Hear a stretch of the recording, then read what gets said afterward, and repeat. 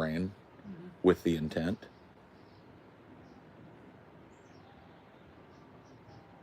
I thought somebody else put it on. Yeah, but it's not. It's just another Motown song, though. I was like, somebody's playing I Wish It Would Rain, too. I wish it would rain. I wish it would rain. Ooh, ooh, ooh.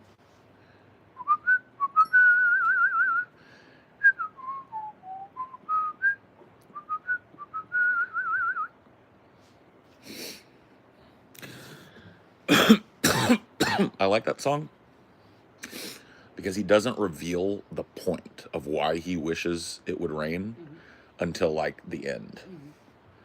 He doesn't say, because the raindrops would hide my teardrops. And no one would ever know. I like that song.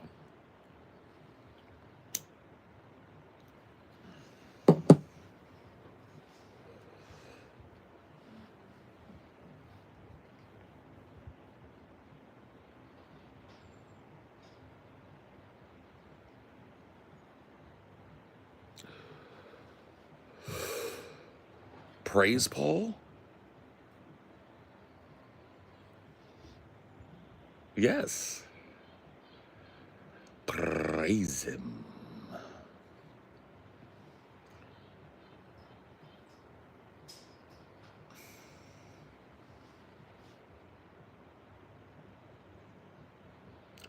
Raise Paul? Up on a flay Paul? Dude, what the fuck did I do to raise me? Like raise a city? You guys are twisted. You guys are a bunch of freaks. You guys are a bunch of freaks.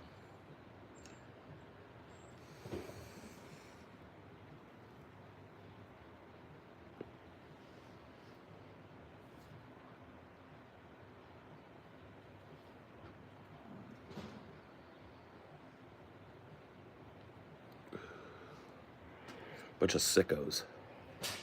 I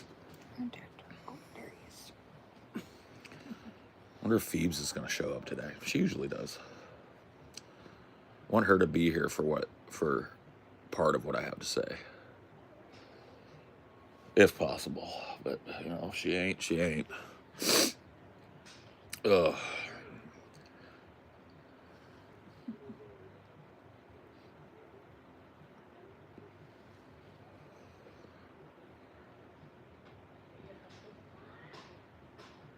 Gay.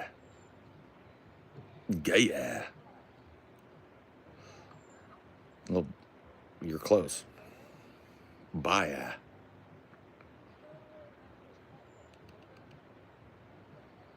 I wish it would rain.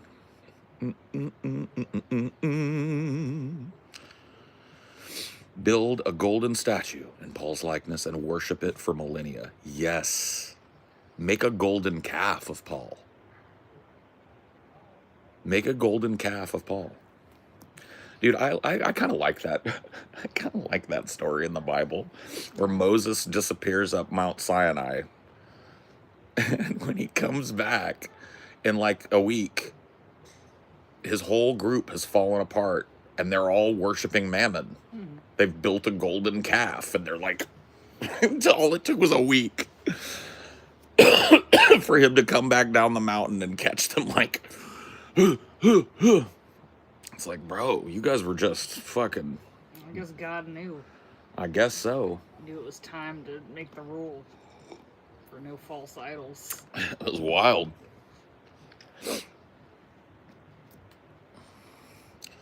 thinking about drawing a DFF bronze bull, but I'm not sure who should be in the bull, you or TJ.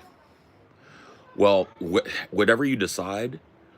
You should make the bull the other one. Like, make the bull look kind of like Paul's ego and put TJ in it, or make the bull look kind of like TJ and put Paul in it. That's the way you fucking do it, dude. I can't tell you which way it has to go because, you know, The condemned don't get to decide that, but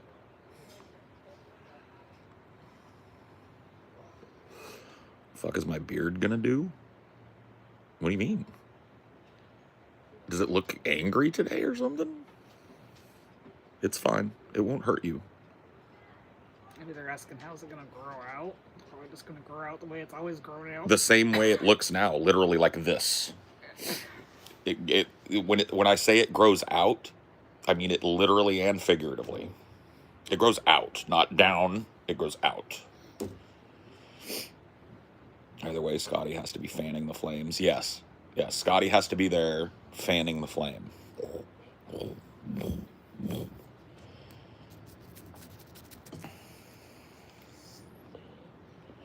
The beard does as the beard pleases.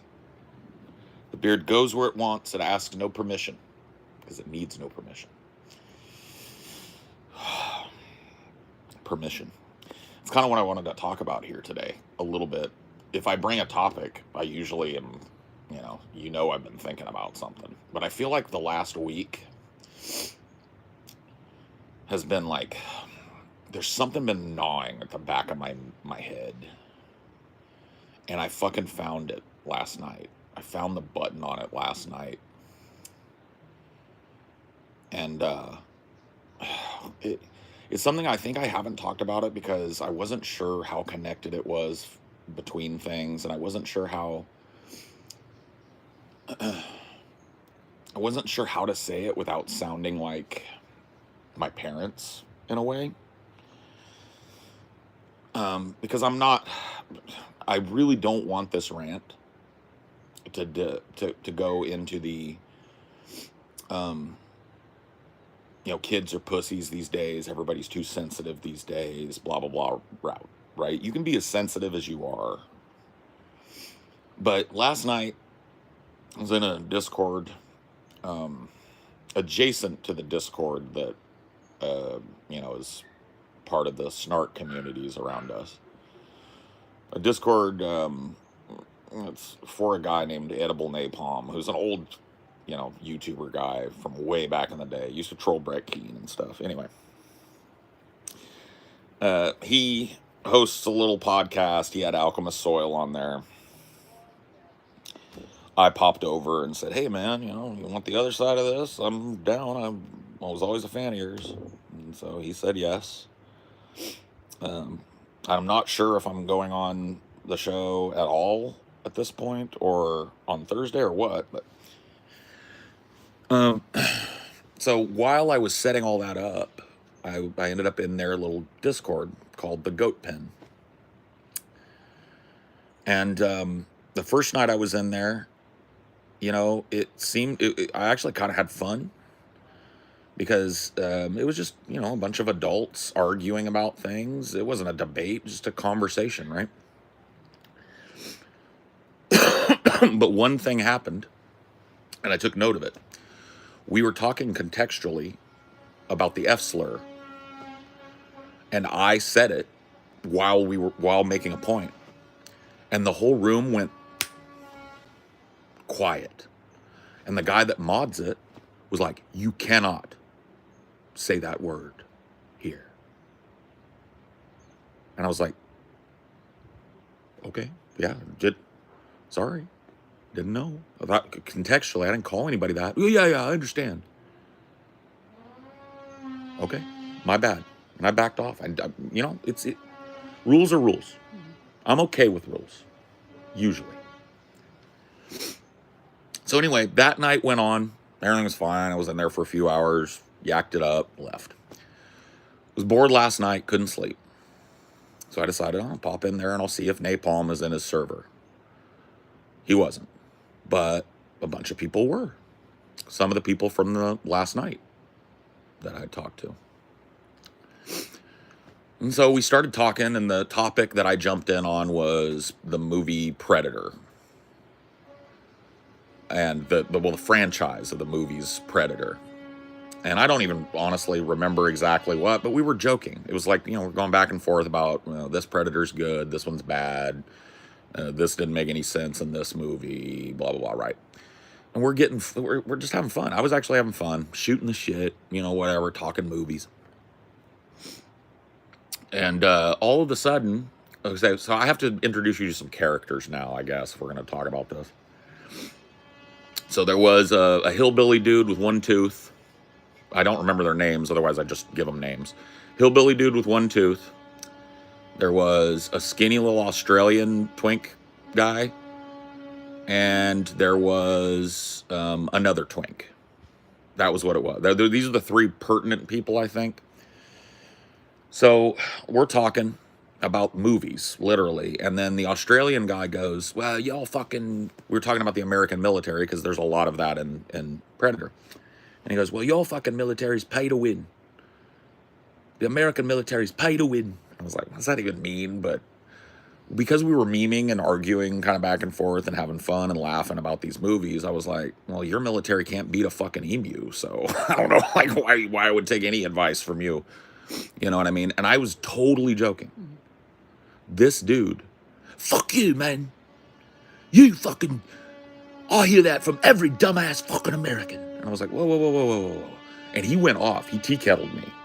And I was confused because we were all joshing, jabbing, jibing at each other, right? So this guy gets real mad, right? And now I'm a guy, I've argued a lot in my life, bro. And you guys have seen firsthand how I react when people put bass in their voice and try and get me to back down. Like implicit, kind of like, I'll fuck you up type of threats don't work on me. If the intent is to get me to shut up or stop what I'm doing, it actually goes the other way, right? And keep in mind, this is a little thin Australian twink, right? And he starts going, you're not going to talk to me that way. I was like, I'll talk to you however the fuck I want to talk to you, number one. Well, fuck you, right? So I gave him the exact energy he gave me. 3 minutes later into the argument, here's how it was. I was going, fuck you. And he was going, I don't understand why you're so mad. Dude was calling me a cunt, screaming in my face, telling me what I couldn't say. And then as soon as I gave it back to him, I don't understand why you're so mad. Right? So it's just gaslighting, basically. It's like, rile somebody up, and then when it turns bad for me, act like I'm cool as a cucumber and confused. And so I called him out on it. And he's sitting there nonplussed, squirming, right? Finally, it came to the point where he apologizes to me. He goes, yeah, I read the room wrong, and I'm sorry. And I was like, whatever, bro. I was like, I'm sorry, too, for my part, I guess. But if you talk to me that way, you're going to get it every fucking time. He's like, all right. Were they clip farming? I don't care. I hope so. It'd be awesome if they filmed this. So anyway, night goes on. This same little Australian twink, we're talking about something completely different. I say something, right? And he's butthurt again. No, that didn't happen yet.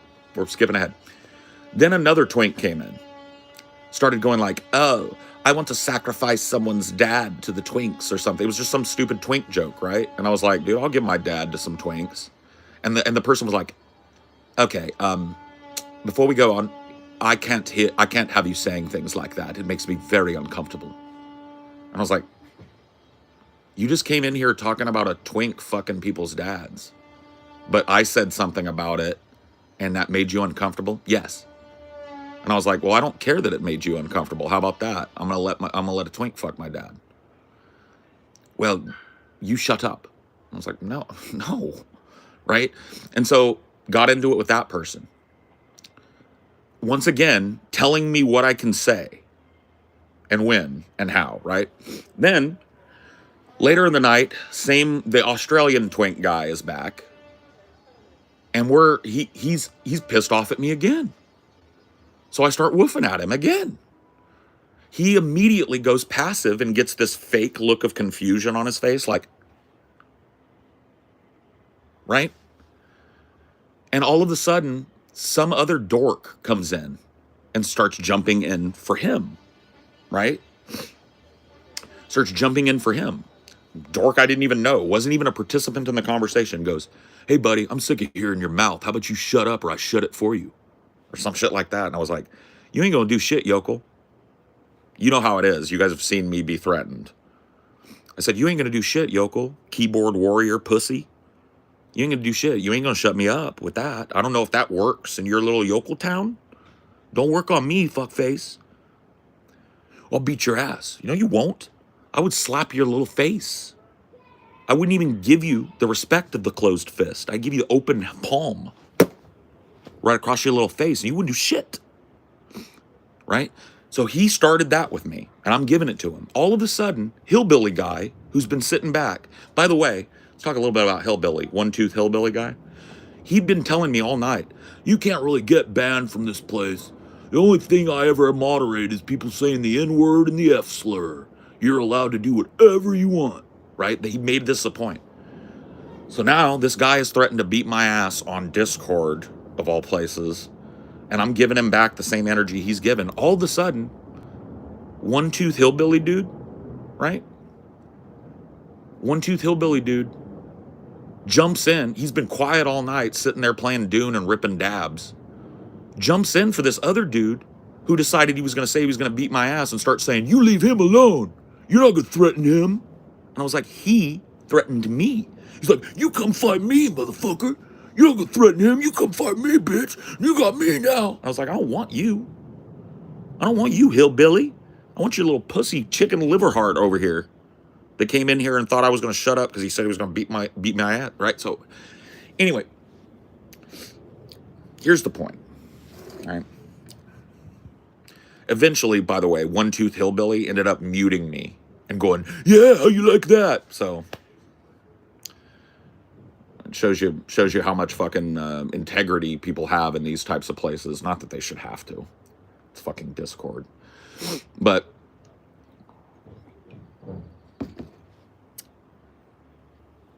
I know you're not sure what's going on, but I had to give you a little background as to what happened, because I'm trying to give you a look at why I'm making a new rule about rules. And you guys are probably going to hear this from me a lot. This is going to be one of those Paul's ego things that you're going to hear me have to reiterate a lot, right? And there's a little bit of Tao in this too. The Tao talks about futility a little bit. So the truth about me is I love to talk. And I love to argue. And I love talking to people, meeting new people. I'm a people person. I have a social side that likes to talk, you know. And I've spent most of my life, like most people have, being courteous and cautious of other people's feelings in those conversations. And trying my best not to, you know, step on toes or hurt anybody, right? To an extent, obviously. I'm a loudmouth.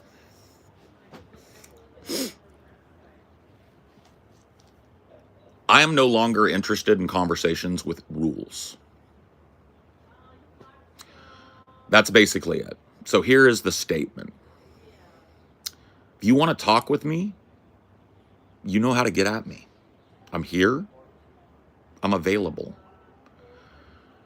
But from here on out in my life, I've made a decision. The first time I am little bro corrected by somebody with hurt feelings over a word I used, I'm leaving the conversation. The conversation is over.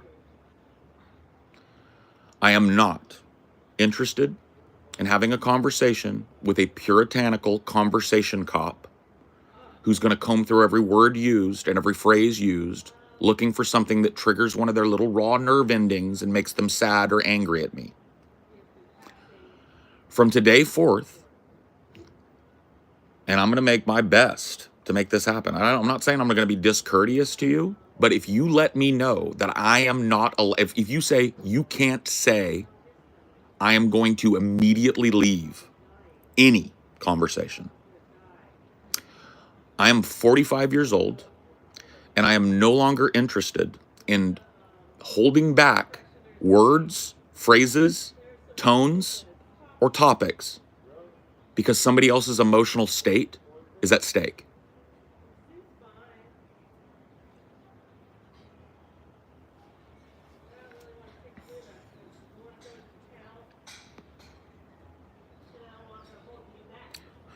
What about moderation in regards to radio decorum or staying on point? What do you mean?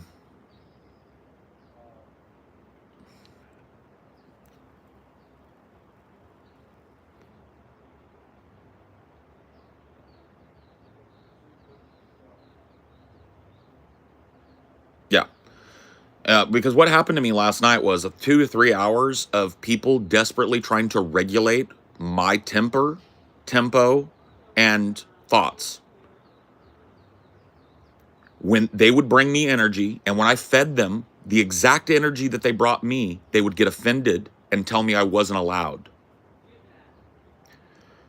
And I put it all together last night as it was all happening. This whole room is trying to tell me how I can speak, when I can speak, and to whom I can speak to, and which words I can choose from my spoken language, and in what order I can put them.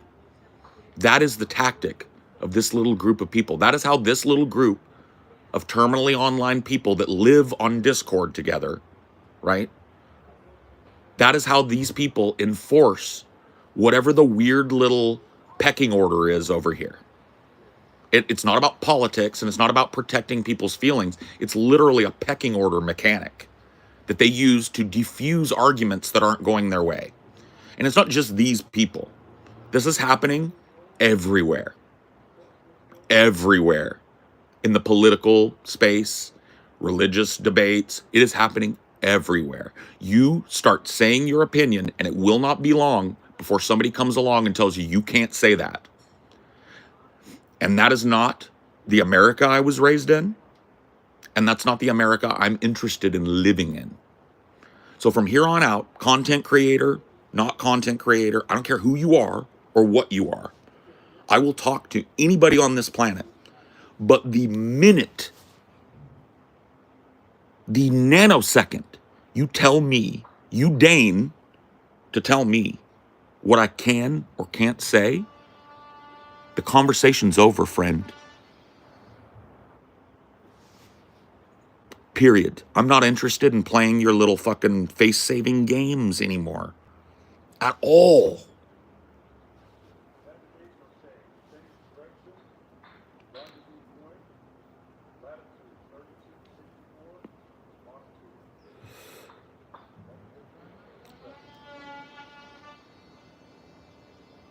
I don't like being censored either. That's why I left the Mormon religion when I was a kid. Yeah. Well, I'm leaving the Mormon religion of polite conversation on the internet. It's gotten out of hand. People walk around on the internet in places where people are arguing about topics, thinking everybody in that space is responsible for their feelings. And we've allowed this to happen. We've allowed this to happen. The paradox of tolerance, right? Tone policing, language policing, terminology policing, topic policing, and every other thing happened to me last night within a space of 2.5 hours. And it was constant. And I did everything I could before I finally blew up to try and figure out what the rules were at this place. And then I just realized I'm sick to death of being introduced to a new unwritten rule every time I have an opinion. So I'm just I'm just going to ignore every rule I've been told. And as soon as I did that, I was banned. So, waste of my fucking time. All it was just a gaggle of people who wanted to get off on a 5v1 and tone police a dude.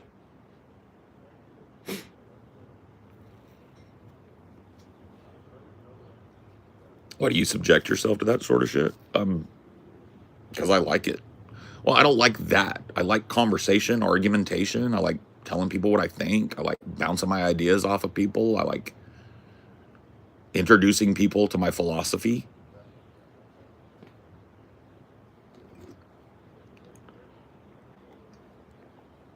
But you keep in mind, these are people that begged for me to be there.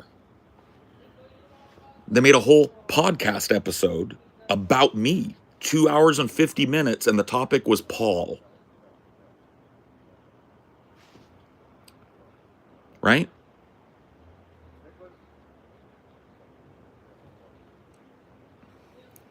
And you're the type of person that would beg for McDonald's. I buy my McDonald's, motherfucker. I ain't no brokey. Is this the Alchemist guy? No. Not even really related to that guy in any way, I don't think. He went on their show. But other than that, I don't think he's involved in that. It's like they didn't know who the hell you were. Well, even if they didn't, you don't come at a grown individual that way. You just don't. Oh, during the argument, I didn't call out Hillbilly's one tooth, right? And he starts going, you know what? You're a fat fuck. How about that? You're a big fat fuck. How about that? And I was like, you really want to go to looks, player? You want to take it there? Whistling through one tooth. Oh, you want to talk about my mouth? How fat are you? I was like, I don't know, man. It must be because I can chew my food. You know what I mean? He didn't know who he was fucking with. And that hurt his feelings. Fuck you, bitch. Fuck you, don't say that to me. I lost these teeth in Iraq. Or whatever he said. I don't know what he said. I was like, I don't give a fuck where you lost those teeth, Yogo. You look like a nightmare. Don't ever comment on anybody else's fucking appearance with one tooth hanging out the front of your fucking mouth. And I told everybody, too. I said, I want everybody to remember in this room, in 5 minutes, he's the one that took it to appearance. He's going to regret it in 5 minutes. And he's going to be acting like it's me that did it. But I just want everybody to make a note in your brain. He's the one who called me a fat fuck. Started talking about how fat and ugly I was. Sure enough, 5 minutes later, he was fucking muting me up, crying like a little bitch, white knighting for his gay little friends who couldn't stand on the business that they opened their mouth with, etc.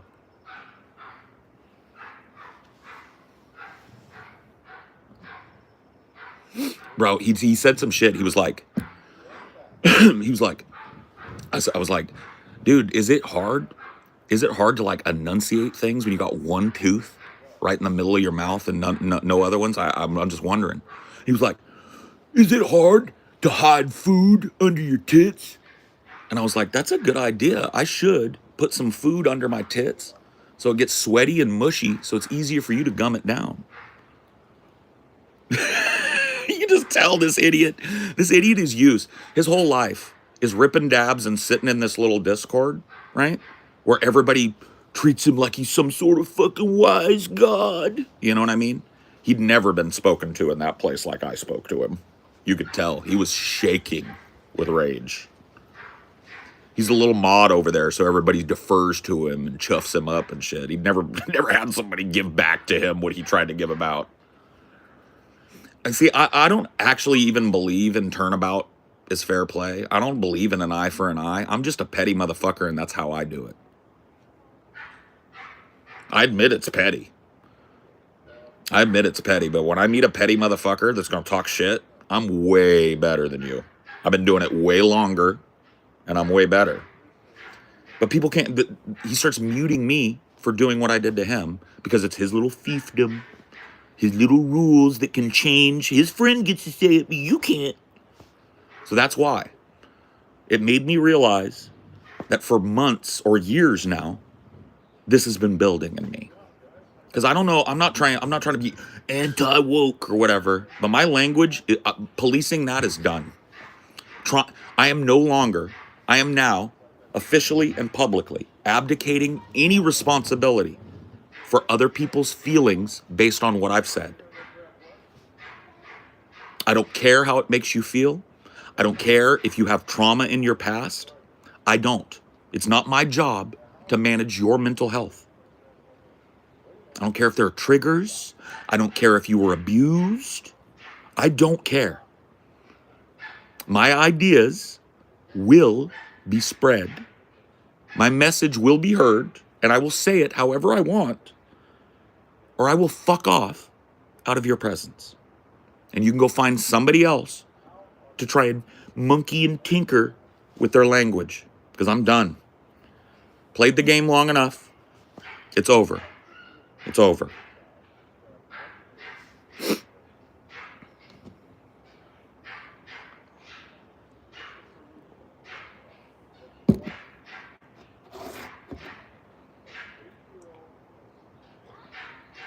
Oh, it was infantilizing to the max. Infantilizing to the max, Ghoul.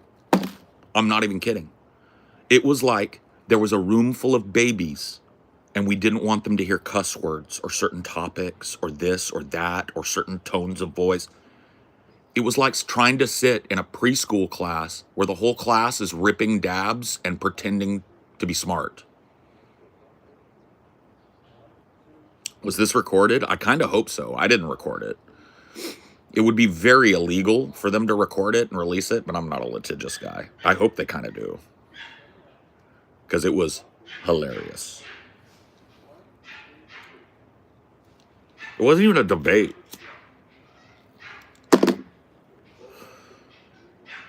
Wait, what happened? You're gonna have to rewind, Phoebe, but I wanted you to hear this too.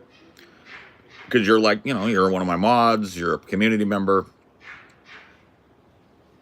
And so you can rewind and watch, because I'm not going to retell the whole goddamn fucking story. But here's what it is. Here's the end result. I'll reiterate this because you guys are going to hear this from me a lot. A lot.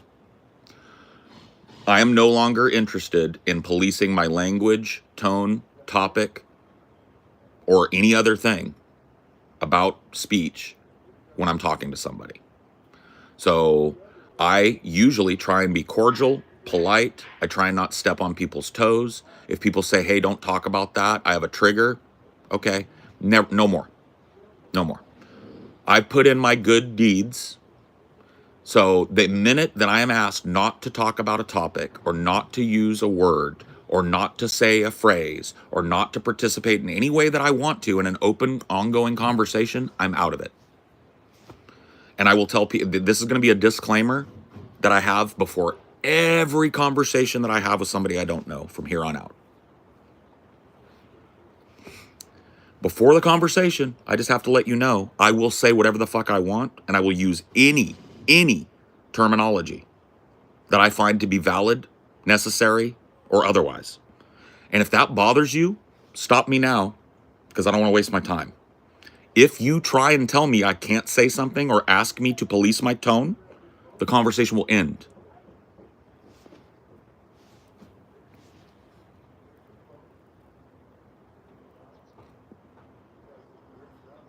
I'm done.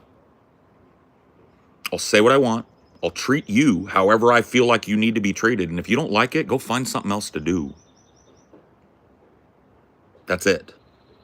No longer interested in faux politeness or enforced faux politeness used as language policing, used as an argumentation tactic. I just said something exactly the same, but because you said it, I'm butthurt now. Never again, never again. Settle down, buddy. Kick him out, please. Kick this little ape out of here. Thank you. Don't ever tell me what to do. The only thing that gives orders in this world is balls.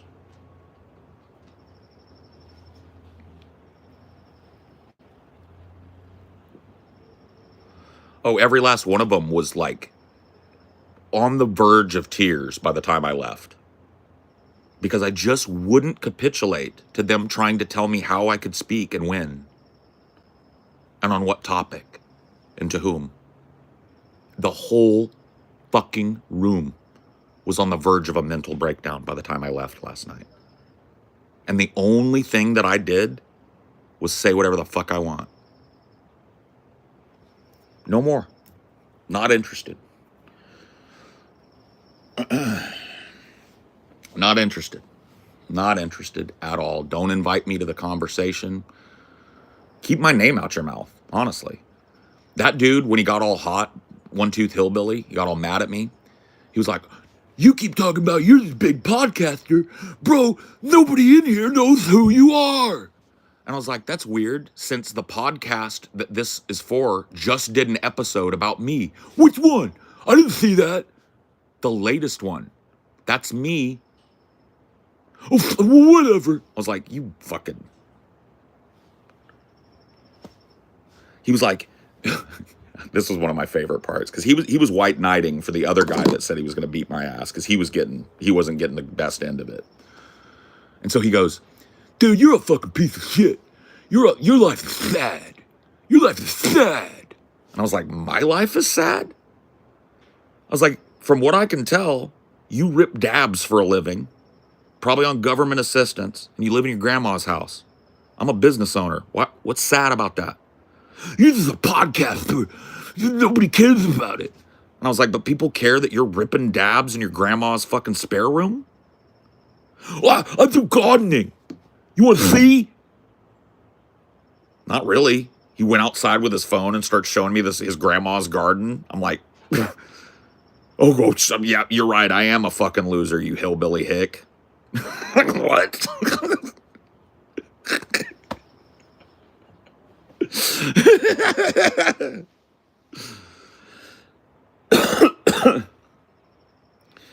Dude, that was the thing. They were saying, like, you're over bragging about your money. I was like, I didn't bring up money.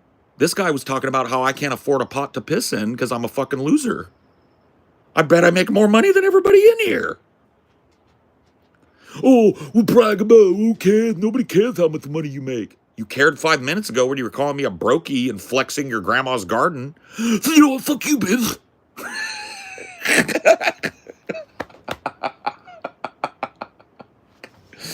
Dude, he made a CPAP joke.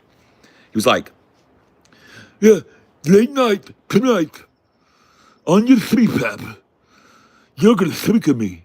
And I was like, at least I can wear a CPAP. He's like, I can wear a CPAP. And I was like, not the one I wear, because I wear the nose pillow CPAP.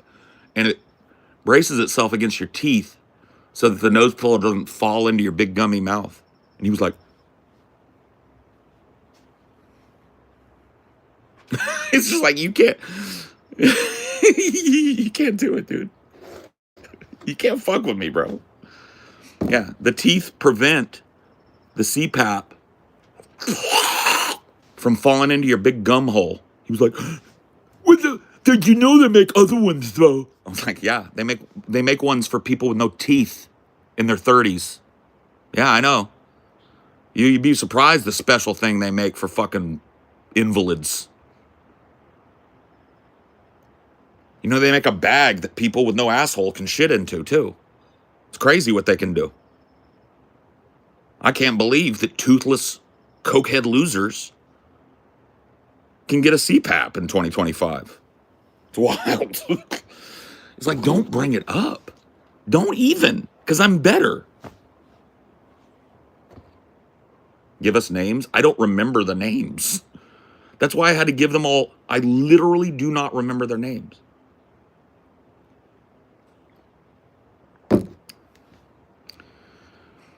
Well, people bring up looks, typically, because they're desperate. Whatever they're trying to argue ain't working out, so now I'm a fat fuck. And I'm fine when it goes to that, because I'm better at making fun of how people look than most people are. And if you're dumb like these people are, and you sit in a Discord call all day with your cam on, I got all the fucking material I need. You want to take it there? Let's go. I don't advise it, like I said, because I got way more practice than most people at it, and I'm real good. But I'm always happy to take it there. Always. I give as good as I get. I'm a petty motherfucker, bro. Eye for an eye is how I live. I don't believe in it, and I don't recommend it. But I'm a petty fuck. You can't go roast for roast with me. And if you threaten to kick my ass, I'm going to invite you to try. And then it's going to fizzle out in your face. And either a white knight's going to have to come and help you out and threaten to kick my ass for you. Or you're going to have to find another tactic with me. I don't let people fucking use physical violence and get bassy voice and shut down a conversation. That does not work with me. It does the opposite. I'm an oppositional defiant toddler when it comes to shit like that. Somebody squares up at me and tells me what I should do. I invite them to make me. You know how many people have ever taken me up on that invite too?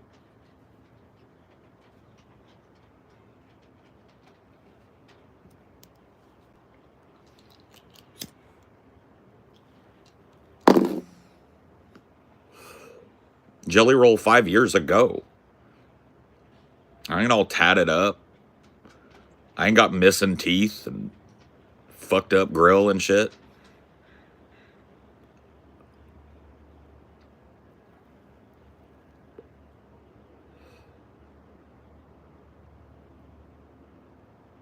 You come see me to fight for fun. I don't fight for fun. I fight to shut up idiots with big mouths. That's what I do. Oh yeah, there's a bunch of argument tactics. I just talked about one, Ruby. Language policing. So everybody's saying whatever they want, and then you say something, and the person's not doing well in the conversation, and so now it's about what you said, your choice of language, your tone, etc. Gets under my skin immediately.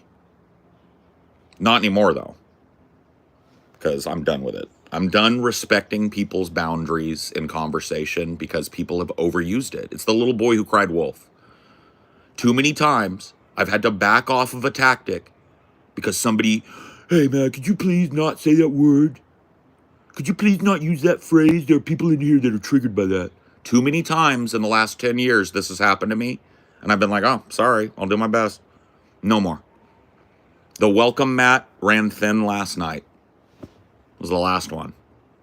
I will say whatever I want and however I want. And if you don't like it, change the channel, kick me out of your gay little fucking server, whatever it is. You got options, bitch. I'm not omnipresent. But don't waste your time even asking me. Don't waste your time even asking me to say something else. Period.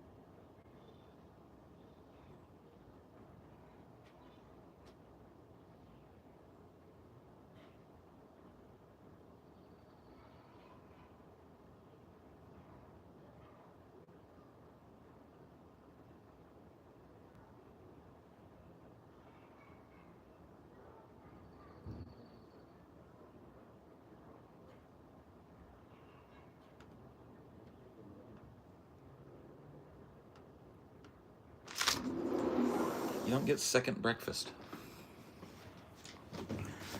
And you never have, D. You never have. And you never will. Ugh.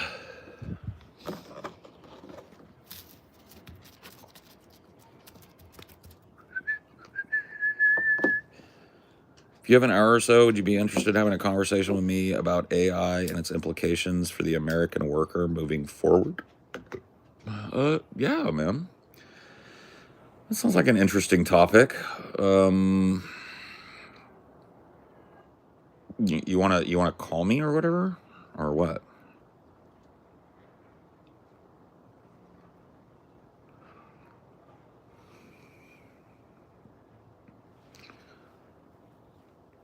I'm gonna do Discord, or you were you talking about like now, or do you want to do a future stream with me, or what? It's an interesting topic. I'm just wondering when you want to do it. I'm down to talk about anything, anytime. Feel like UBI is inevitable? Yes. I feel like that our system of economics makes it inevitable. We're rapidly approaching a time where inflation is going to outpace people's ability to buy the things that we're hoping they pay the inflated price for. In fact, we've reached that point and surpassed it. And so it won't be long, 10 years max maybe, before the government has two choices. Either we have an ocean of homeless and indigent in this country, which we already have, but like an ocean that would gag a maggot, an ocean that would make us the pariah of the world, or they're going to have to start giving people money every month. Not everybody. People that have jobs will be exempt. People that are inheritors will be exempt. But anybody that needs that baseline $1,000 a month, Well, then it wouldn't be a UBI if it was. it's universal basic income. I know, but the whole point of UBI is to have no needs-based parameters, to just give everyone the money, so you don't. That's not how I understand it. The UBI that Andrew Yang was pushing in 2016 was a progressive graduating UBI. So if you make X amount of dollars and that's on your tax returns, you don't get the money because there's no point in giving you an extra $1,000. That would probably be better off being defrayed amongst the people who need it. So I don't think a UBI has to be you give it everybody. I think it's more of a baseline income. So if you don't have an income, I've heard it said that way too. I've heard people when talking about UBI say universal baseline income. I know they're two different things, basic and baseline, but that's how I think of it, a universal baseline income.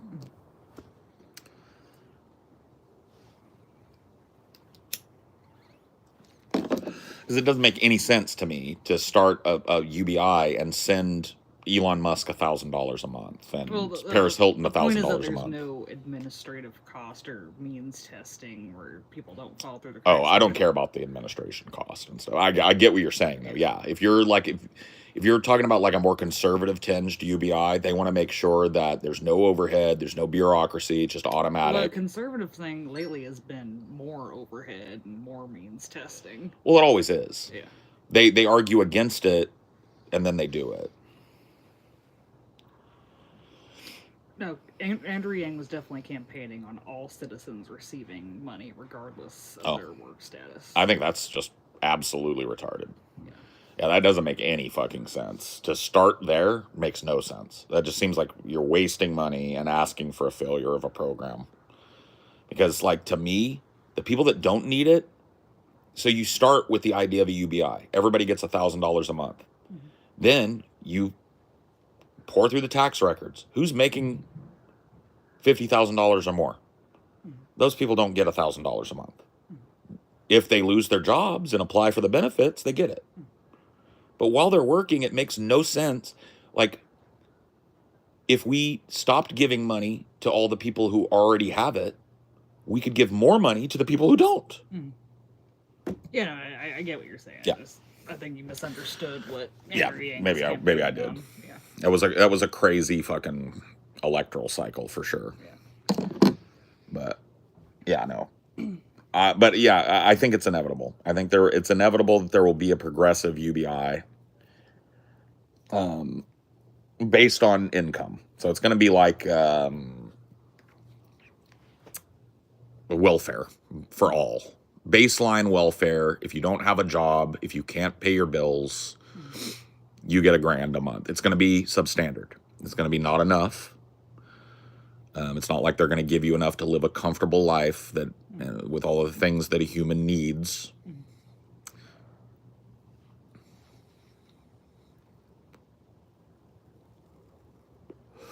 Would that replace disability? Well, see, in my world, because I'm not afraid of bureaucracy and I'm not afraid of overhead when it comes to government programs, in my world, disability is another level of it. It's a separate pool of money, right?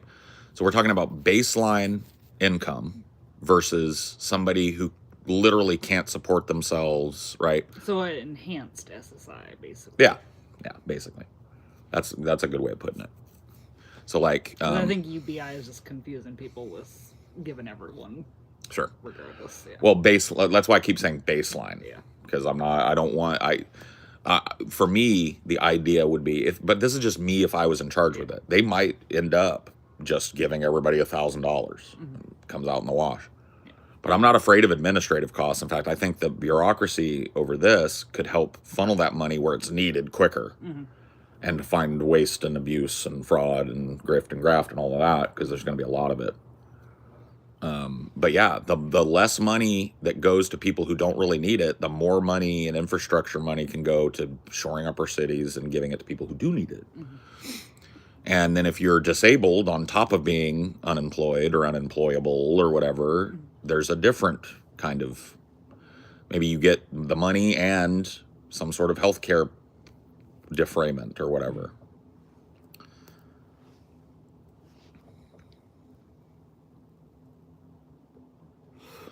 Where I live in LA, the police snatch up homeless and bus them down to the poorer areas so they can keep the rich areas clean. That is common in a lot of urban areas. I used to live in Bellevue, Washington, and they did the same thing there. It's like at night, like when the dusk came and everybody wasn't paying attention, you'd see the cops out and they'd be gaffling up a dude sitting on a park bench, gaffling up a guy that was dressed shabbily. And the next day, those people are gone. Take them up Capitol Hill. Take them across the fucking Sound. Drop them off on Capitol Hill near a homeless shelter. Well, that wouldn't be across the Sound. Well, across the fucking... What do you call the strip of water that's between Bellevue and Seattle? Let's see. What would that be called? Because there is a big body of water between Bellevue and Seattle that you have to take Lake a bridge. Washington. Okay. So it's a lake. Got it. Over the lake, up the hill. Yeah.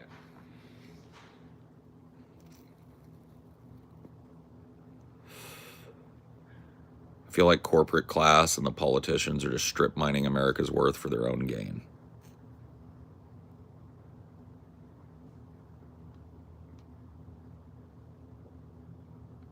Yeah, I feel like you're right.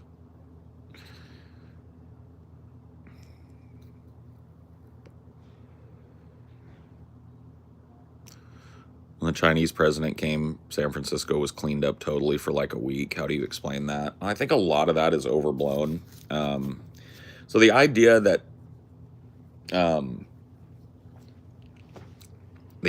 San Francisco was cleaned up before Xi Jinping came was kind of seized on by right-wing media who like to paint San Francisco as this post-apocalyptic, blue-haired liberal hellhole that you can't step out of your front door without slipping in a diuretic shit from a homeless person or poking yourself on a needle that was discarded by a crack addict or a heroin addict.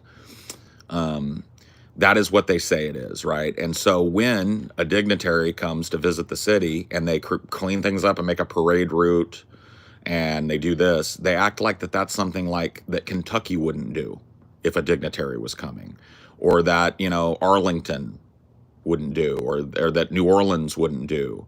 Every big city, when there's going to be a big state visit dignitary coming, cleans up a parade route, sweeps off the street, puts up the barriers, etc. So, as much as I would like to rip on Gavin Newsom in California, it's everywhere, right? That is how it works. And so that question belies kind of like a right-wing media influence, right? Because the narrative, like I said, on the right wing is California is burning, covered in homeless shit, and non-functional. The truth about California is it's floating the rest of the United States. It's the fourth largest economy in the world on its own. And the rest of the United States is floating. We're your life preserver right now. That's the truth. That's the truth.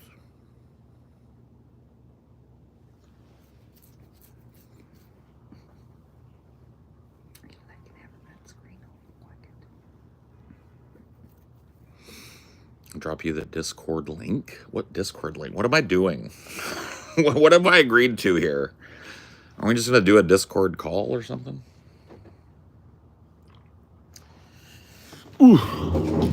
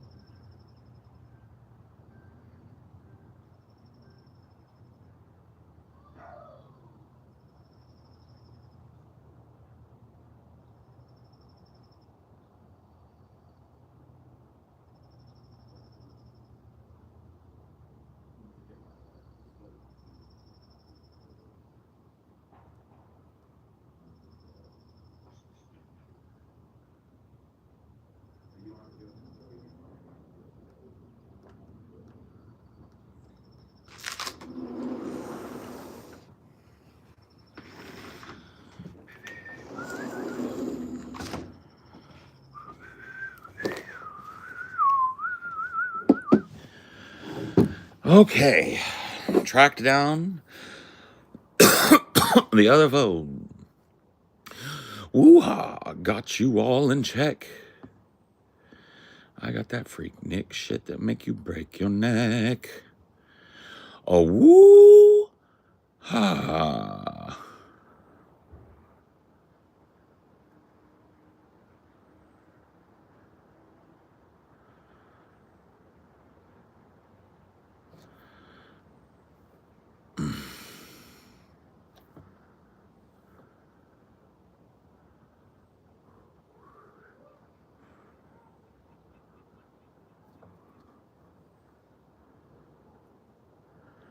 What the fuck is that?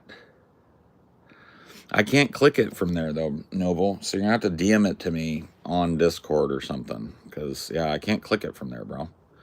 If I click it there, I guess I could go to the chat over on the other one, maybe? Let me see if that works. Is it like a Discord server or some shit that I'm joining? Because I'm letting you know, man, I'm probably not going to hang out in that. I don't really hang out in Discord servers. And when I do, it turns bad. Let's see. Fuck, I don't know what I'm doing, dude. I'm a boomer when it comes to this shit. All right, there we go. Here's my face. Here's my chat. Give me the goddamn... No, I don't want to... Okay, there. Yeah, I want to chat with my chat. Okay, there's that. There's that. It's a voice call. Okay, there's this. Can I go? Bro, I hate this app so much. I can't fucking copy paste. It's so fucking gay. All right, just, yeah, send me a Discord message or something, and I'll fucking add you, and then I'll call you. Yeah, just send, like, I don't know how this works. Notifications.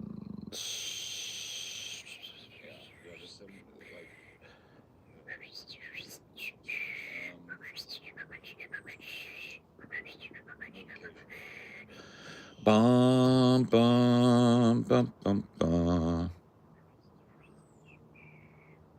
Message requests.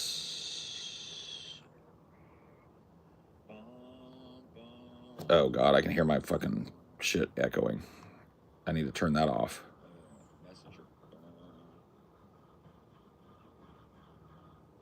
Bum, bum, bum. I can't find it, dude.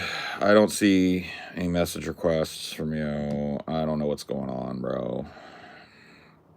Are you the Dawn?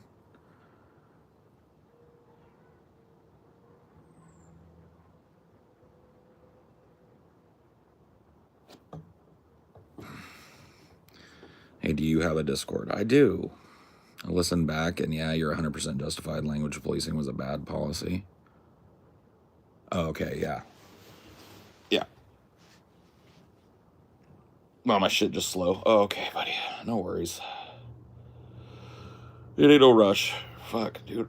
Do I have to poop? I might have to poop. Well, that'll give you time to give me a message anyway. And then when I come back from pooping, I'm gonna poop all over the Blue Noble.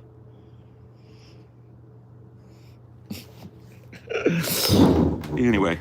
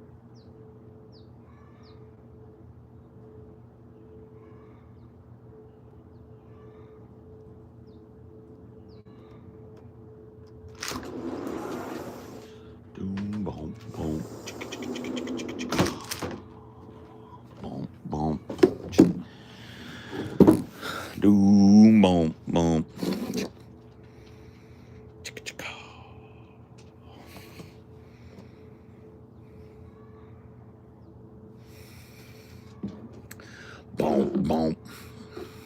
Chicka, chicka. Doom, boom, boom.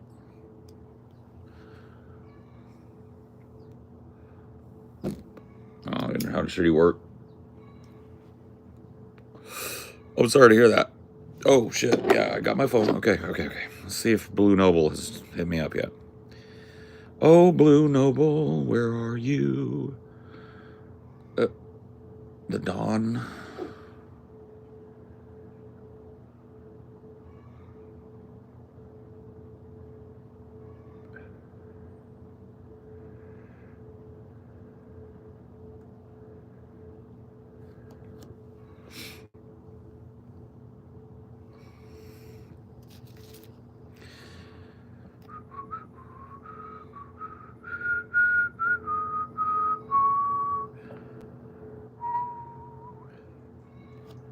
Requests, spam. Yeah, dude. All we got to do is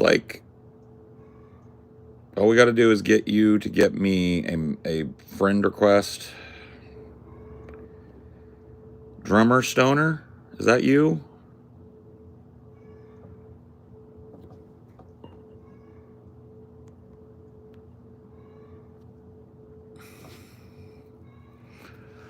It's only DFF subreddit that AS's stuff was fake. Sounded like cope to me. Was just curious. There's a lot of cope going on in that circle right now. But I talked a little bit about it yesterday. TBN. I don't know. You can see here, Blue Sam? No. Because, yeah, sometimes your Discord name isn't what your name is. But here's my latest message requests. Or my latest friend requests. Or whatever the fuck. And I don't see you on there.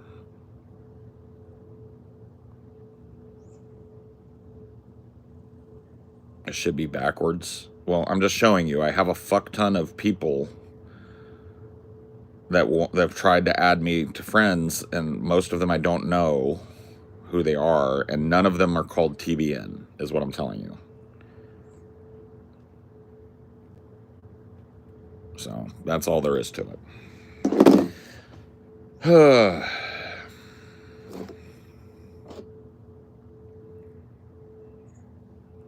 Yeah, no worries. We just kind of talked about it earlier. Didn't want to have to go through it again.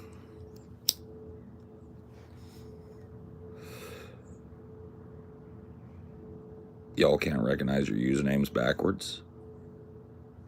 I don't know if I could either, though. I don't want to make fun of anybody just yet for that, because I think I might have a problem with it, too.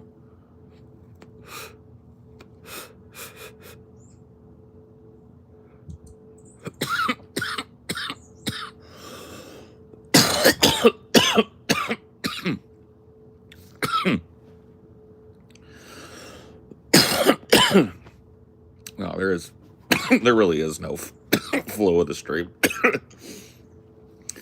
Yeah, no, I had to say what I had to say.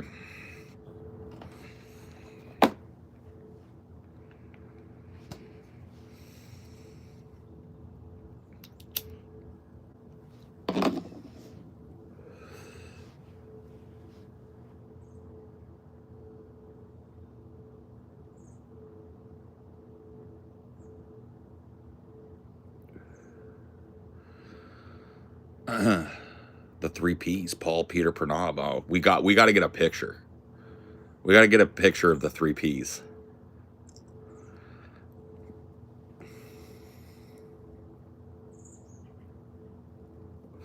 That's true. Paul, Peter, Pranav, Phoebes.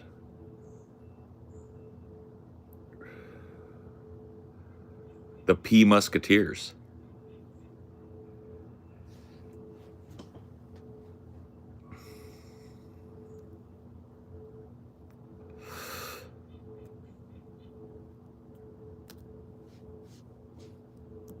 The P Musketeers, bro.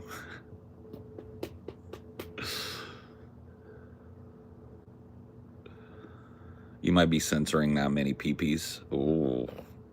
Where's the meetup? Clifton, New Jersey on November 1st at Dingbats.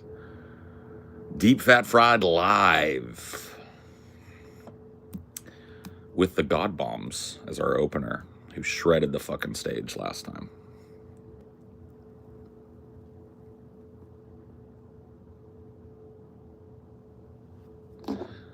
It's different now, zoning base, it'll never be your place again. You keep on stabbing yourself in the neck.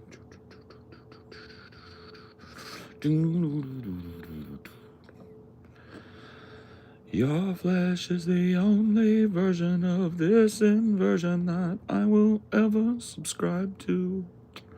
There is nothing that I can do. All right, well, Blue Noble, I'm about to give up on you, friend. I'm tired of refreshing my thing. I don't know what's going on, but maybe in the future we'll hook it up. I can't figure it out right now. I don't know what's going on. I'm calling it.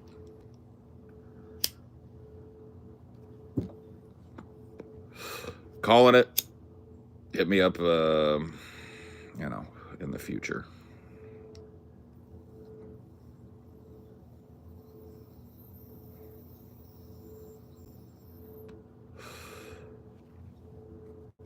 But yeah, Phoebes, my big thing, and I told people this is going to be the new thing. I'm trying to think of another thing. The new thing that you're going to hear from Paul probably every fucking stream. And that is going to be, I am not interested in conversations if part of the conversation is you expecting me to be responsible for your emotional state. If you have rules and regulations for how, why, when, and where people can talk, I'm not interested in a conversation.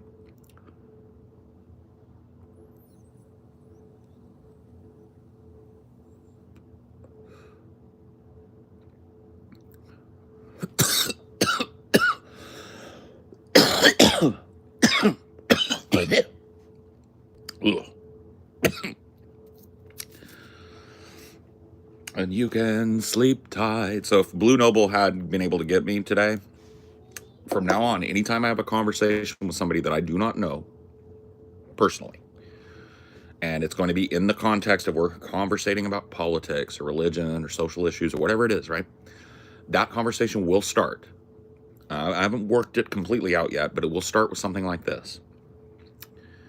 I will use any word, tone, combination of letters, guttural noise, or physical action that I feel necessary. And if any of those things are apt to offend you, or you plan on asking me to not do any of those things, this conversation can't continue. So I'm going to ask you to say that you consent to those things now.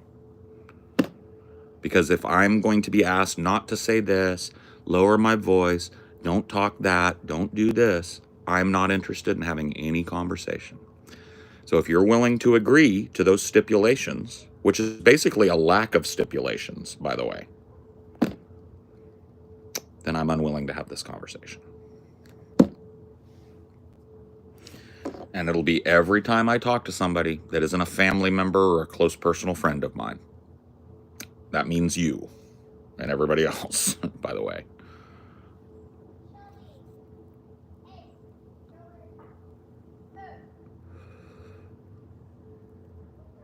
Yeah, Phoebes. Call me.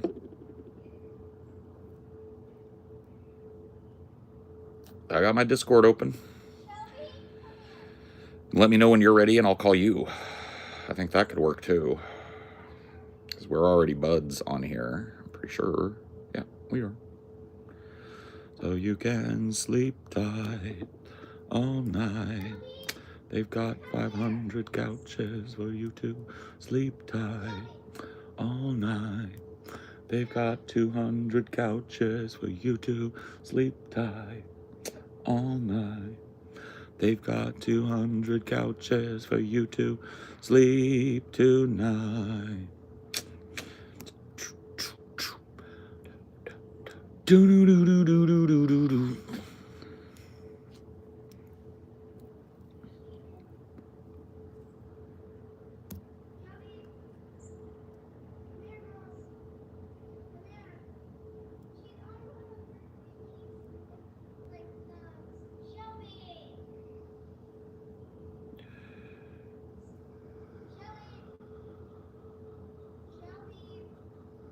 Hey, dude, one of my favorite guilty pleasure series. Saw. Like the first Saw. Not sure if I'm with the rest of the Saw, but I like the first Saw.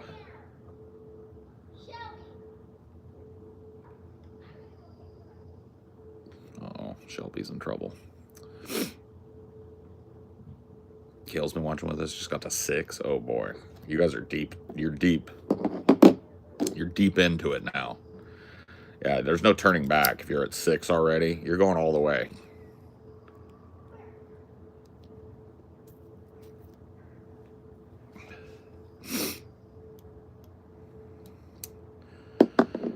And you can sleep tight all night. They've got 200 couches, so you can sleep tight all night. Dude, I have an album that's rent free in my head right now. It's early, like a kind of obscure album, early 2000s kind of indie rock album by a band called Interpol. Name of the album is Turn on the Bright Lights. Bro, I played that album I think 2 or 3 times on the road trip. I just couldn't get enough. And I loved that album back in the day, but I just haven't really felt like listening to it or thought about it in years. And it's like I rediscovered it.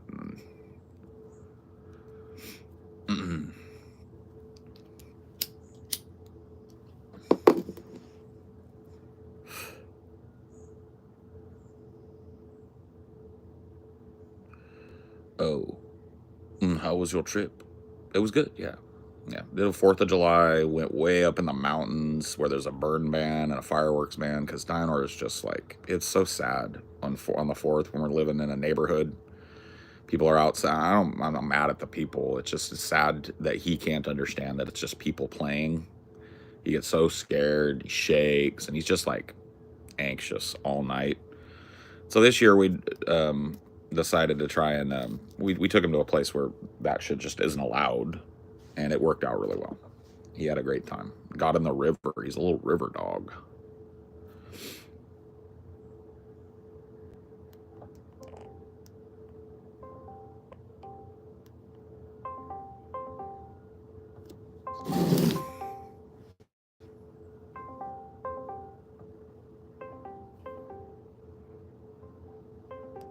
I don't know. I guess Phoebes ain't ready. Oh, yeah. There she is. Allo? Coucou? Hello. Comment ça va? Comment ça va? I don't know the response, actually. Ça va bien, et toi? Comment ça va? Never mind. And you tried. An attempt was made. An attempt was made. Well and truly. Yeah, that's just, that's French for you. So, yeah, anyway, just for continuity's sake, if we have a conversation right now, I will say whatever I want. I will use any combination of language that I feel appropriate. I will use any tone I feel appropriate. If this doesn't work for you, we can't continue talking, but if it does, I'm happy to. Hell yeah, let's do it. Okay. I don't care if you say the word faggot. I'm not going to get like deeply immersed. Well, personally I doubt I will. I doubt I will, but if it's contextually necessary, I will. That's the thing, dude. I was a big advocate for language policing for a long time, but I genuinely think, looking back over the last 5 years, that it has contributed heavily to people taking the left so little seriously. So I think it's a bad policy at this point. I think it goes beyond. I don't even really care if it makes the left unserious to people. I think it goes beyond that. And I think it has become a tool for the weak-minded and soft to try and control the tone, timbre, and pace of conversations that are above their head and out of their domain. Yeah, I would agree with that. Yeah. That's why I care. I really don't care how it makes leftists look. Like I said, at the beginning of my rant, if you went back and listened, I was like, I don't want this. I'm trying hard to not have this not come off as like, it's not an anti-woke thing. It's not that, right? I'm not being whatever. Be as woke as you want. But when it comes to talking, because maybe you feel the same frustration, Phoebe, conversation is one of the most freeing things that I do. right? Because I feel Yes. like I am Yes. connecting in real time with what I believe, what I feel, and what I think, and I'm assimilating somebody else's thoughts. It is an incredibly important ritualistic endeavor for me to have a conversation. And for the last 10 years or so, I feel like there has been a growing climate of people who want to control the tone and timbre of that. And it's been implemented under the guise of tolerance and inclusivity and all of the and sensitivity and empathy. And you know what? If you're hurt by words, so that's why, maybe that's what I should say. If you are in any way hurt by words, or you can foresee yourself asking me not to say something, then we can't talk. Yeah, maybe that would be a good. Sorry, I didn't mean for my voice to crack like that. I sound like I'm 12. Yeah, I think that would be a good way to put it. Ultimately, though, I think it achieves the same goal, which is just like you want to be able to have conversations without later hearing a bunch of like moral grandstanding about the language that you chose to use, Or the about whiny being, recontextualizations of it, whiny reimaginings of what they thought I said with no quotes and shit. But that happens after. I expect that even with Right. this disclaimer, right, there are still going to be people that whine, recontextualize, Monday morning quarterback it. I don't care about those people. I care about the people who I'm talking to, right? If I'm talking to you, right. You don't want them morally standing in that moment. right? It's like you and I are talking right now. The people in this, now I'm a content creator, so I'm aware that there are people here, but the people that are in this room listening to this conversation are incidental to me. They can go watch anything they want. They don't have to be here. It's you and I, right? And if you, Right.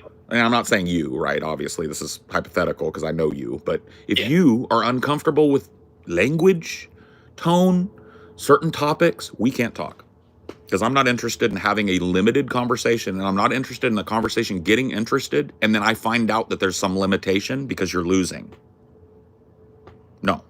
Right. Right. Like, I think that's exactly what Alchemist Soil expected me to, not to bring it back to that dork, but I think that's exactly what he expected whenever you started saying faggot on the stream. But honestly, I have been kind of this same mind for about a year now.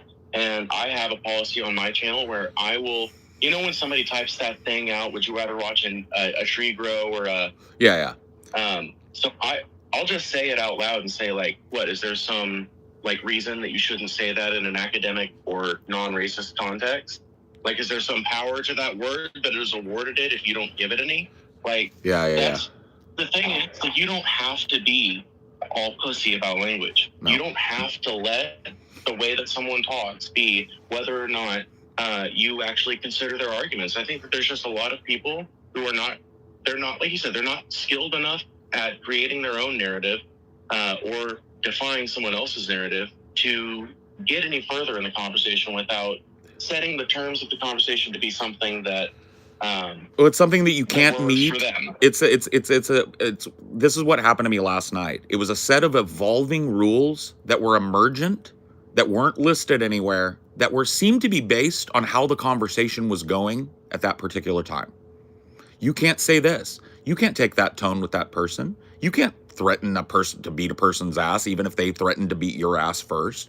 All kinds of little arcane rules that come out of the fucking woodwork to police conversation when people don't like the way it's going. That will never happen to me again. From here on out, that starts happening. There will be a disclaimer before the conversation that lets the person know the instant I hear from you, you can't, or you don't, or you're not allowed, I'm ending this call. Conversation's over. I'm not interested in you gamifying human interaction to the point where I have to follow rules you're making up on the fly. See? Yep. Yeah, no, I see the point. And it really is, gamifying is a good way to put it, because you, like, people that do that have effectively turned conversation into literally like Rocket League. And so now that there's like a bunch of rules and they change every season just a little bit, and the framework basically just evolves. And, you know, like, whatever, it might be the gaming company that profits in Rocket League, and it's the person losing the conversation that seeks to gain in the gamification of human interaction. Like, they just literally want a free pass to the front of the line to get all the glory and all the praise. But in reality, that sort of thing comes from the veracity of your arguments and the quality of your arguments. It doesn't come from moral grandstanding about speech. It's just like, if you look at the comments on any fucking presentation where that's a part of it, that is never looked at.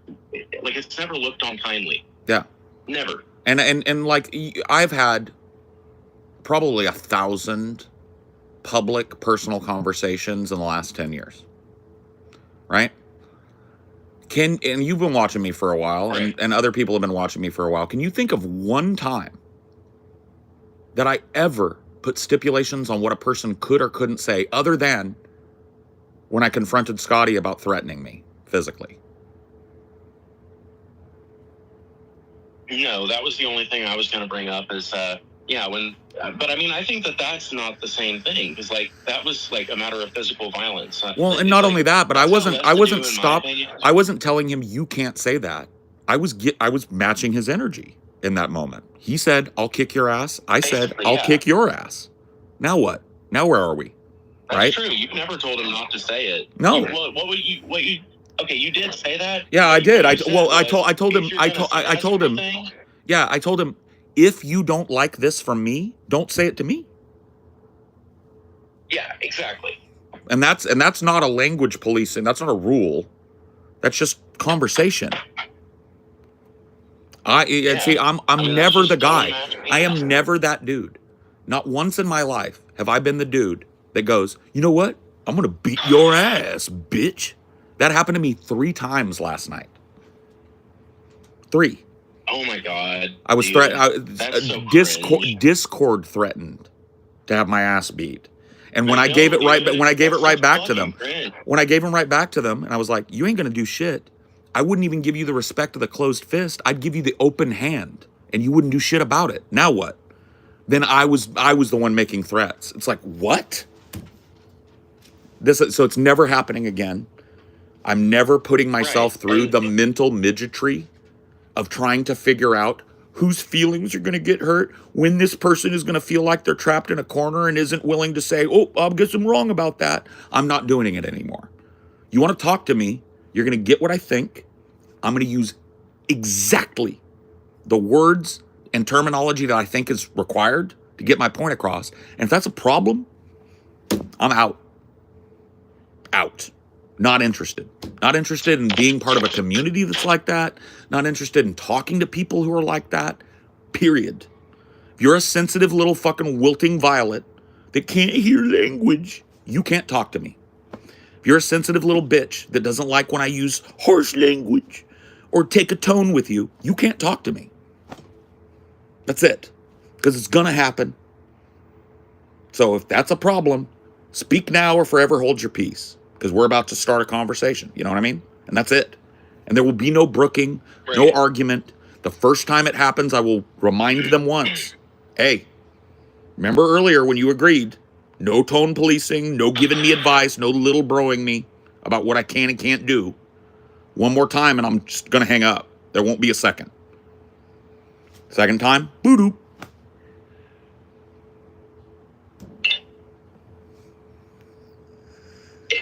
Honestly, I think it's gracious to even repeat the warning once.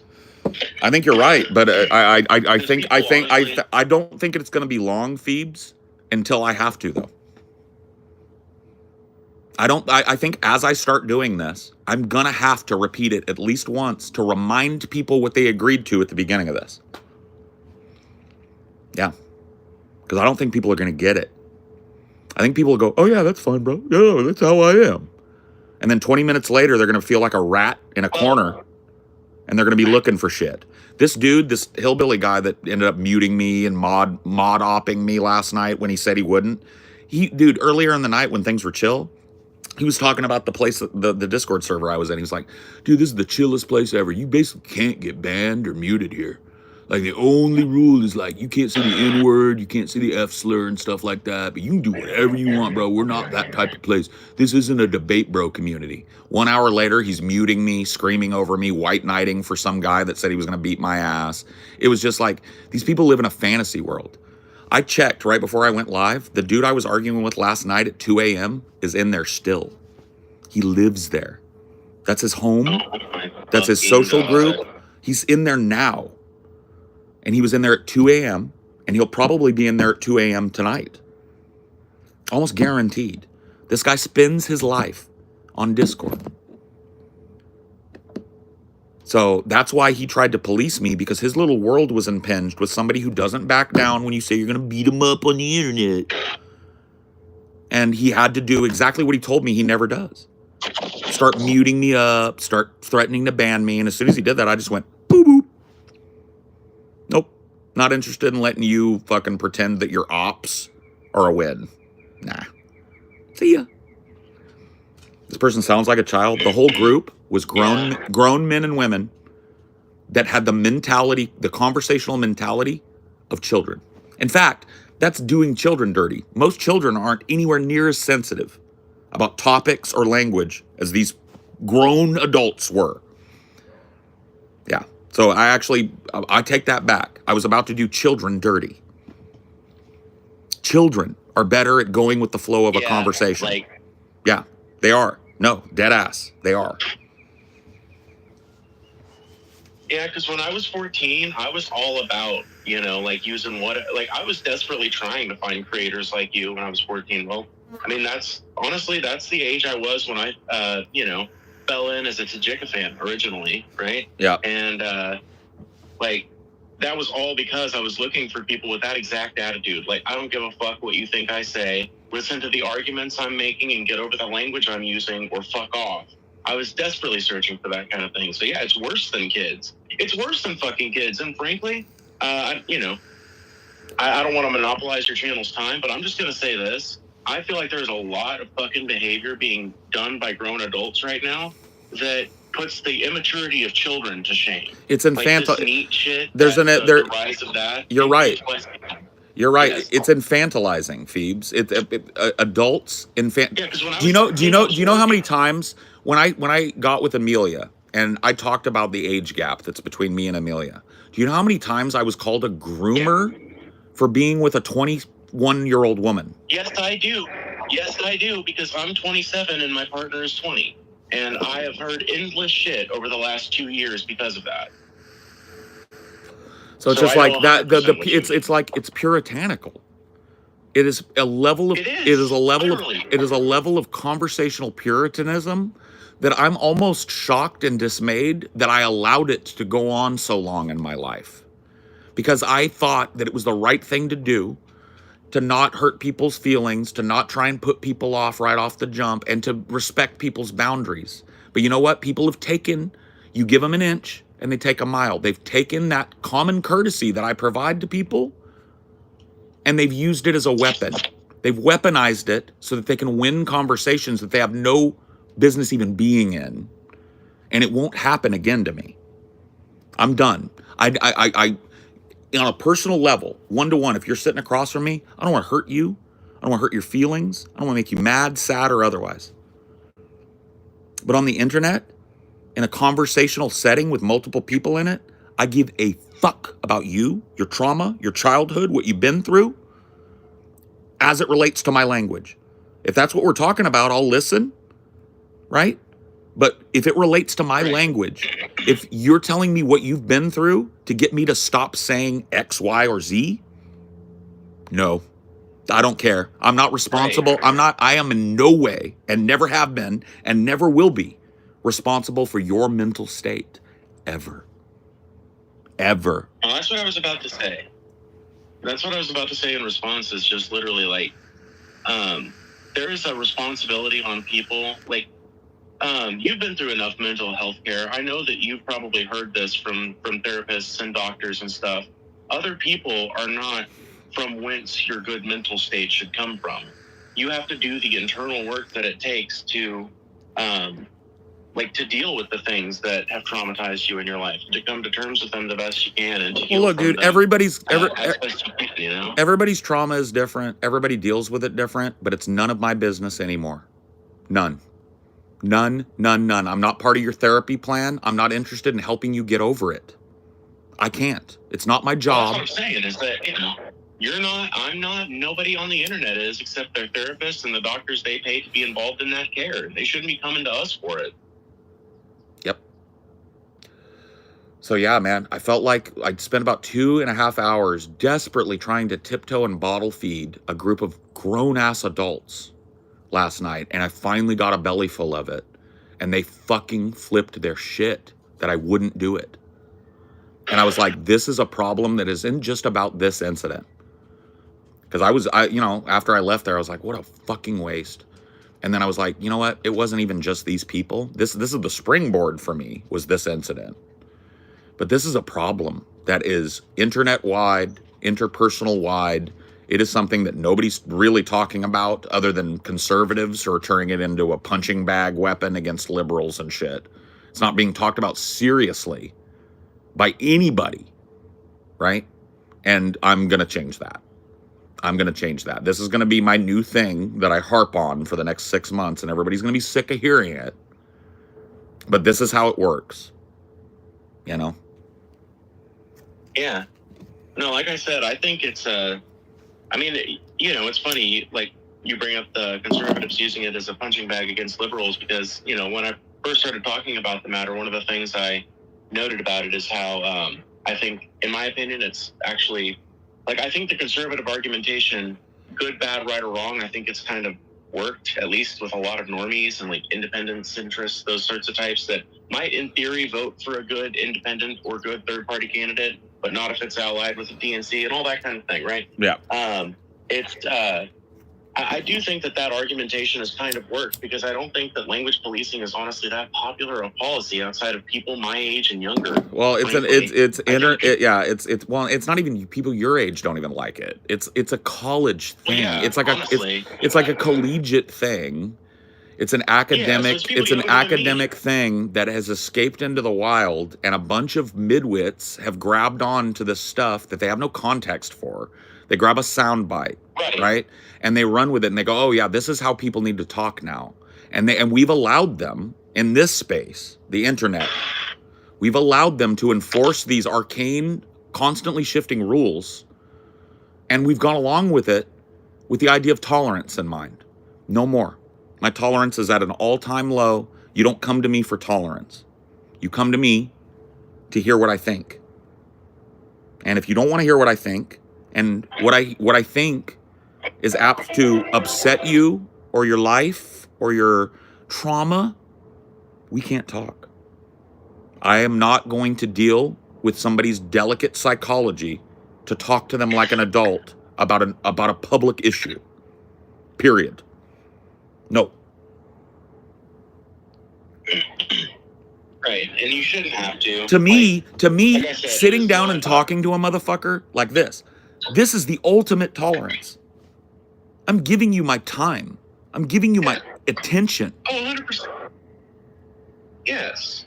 That's all the tolerance you get from me. I'll listen to what you have to say. You know what, Paul? Go ahead. I have a really great example. You talk about him all the time, and I basically worship the dude. Well, okay, I don't actually worship him in anarchist, you know me, but I do look up to him a whole lot. You probably already know the name I'm about to bring up. Who is the black man who has 20 Klan ropes that he's stripped right off of Klan members who have left the Klan because they literally feel they feel disgraced by the fact that they were ever allied with it because they realize that black people are people. The double D, Daryl Davis, the double D. Daryl Dixon, baby. Daryl Davis. Hold on, it's Daryl Davis, not Dixon. Daryl Davis. Yeah. I thought it was. Oh, Daryl Davis. Wait, Dixon? Did I say Dixon? You did. It's okay. It's right. Whatever. You misspoke. I knew that it was 2 D's. Yeah, at least, you know what? I got close. Hey, it still had 2 vowels, right? Yeah. You got it. Do you think that Daryl Davis? Do you think he ever had to endure the word nigger?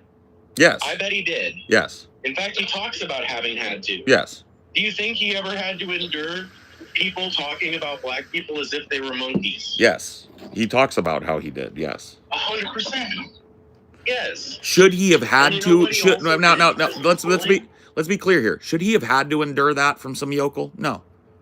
But he survived it. He survived it, didn't he? Exactly.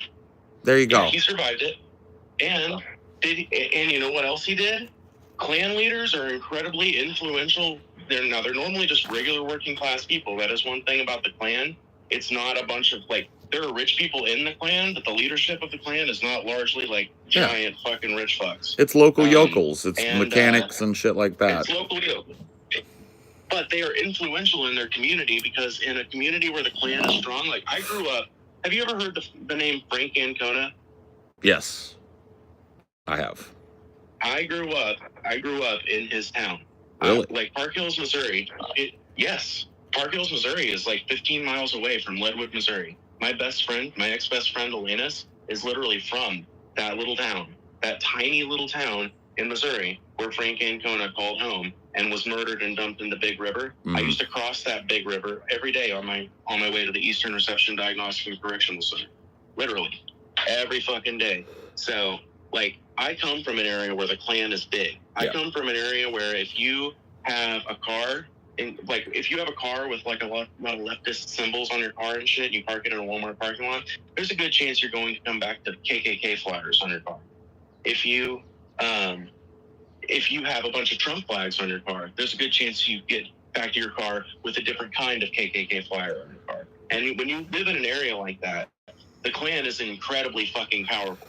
So what Daryl Davis did by beheading these different Klan organizations was deal a massive fucking blow to the organizational power of far-right politics in the Deep South and the Midwest.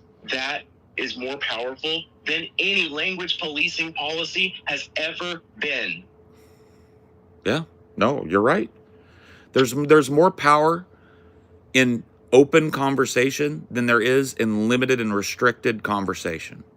And nobody would disagree with that on the face of it if they didn't have an agenda, right? Yeah, not if you frame it like that. Right. Exactly. Right. Yes. If they've got an agenda that requires them to police your language in order to get their point across or to strengthen their point, they won't agree with that. But if you ask them that before the conversation, 100% of reasonable people will agree with that. Conversation is way more powerful than limiting what people can say. Yeah, no. But nobody 100%, believes it. But nobody literally. fucking believes it anymore, Phoebes, is what I'm saying. Nobody believes it anymore.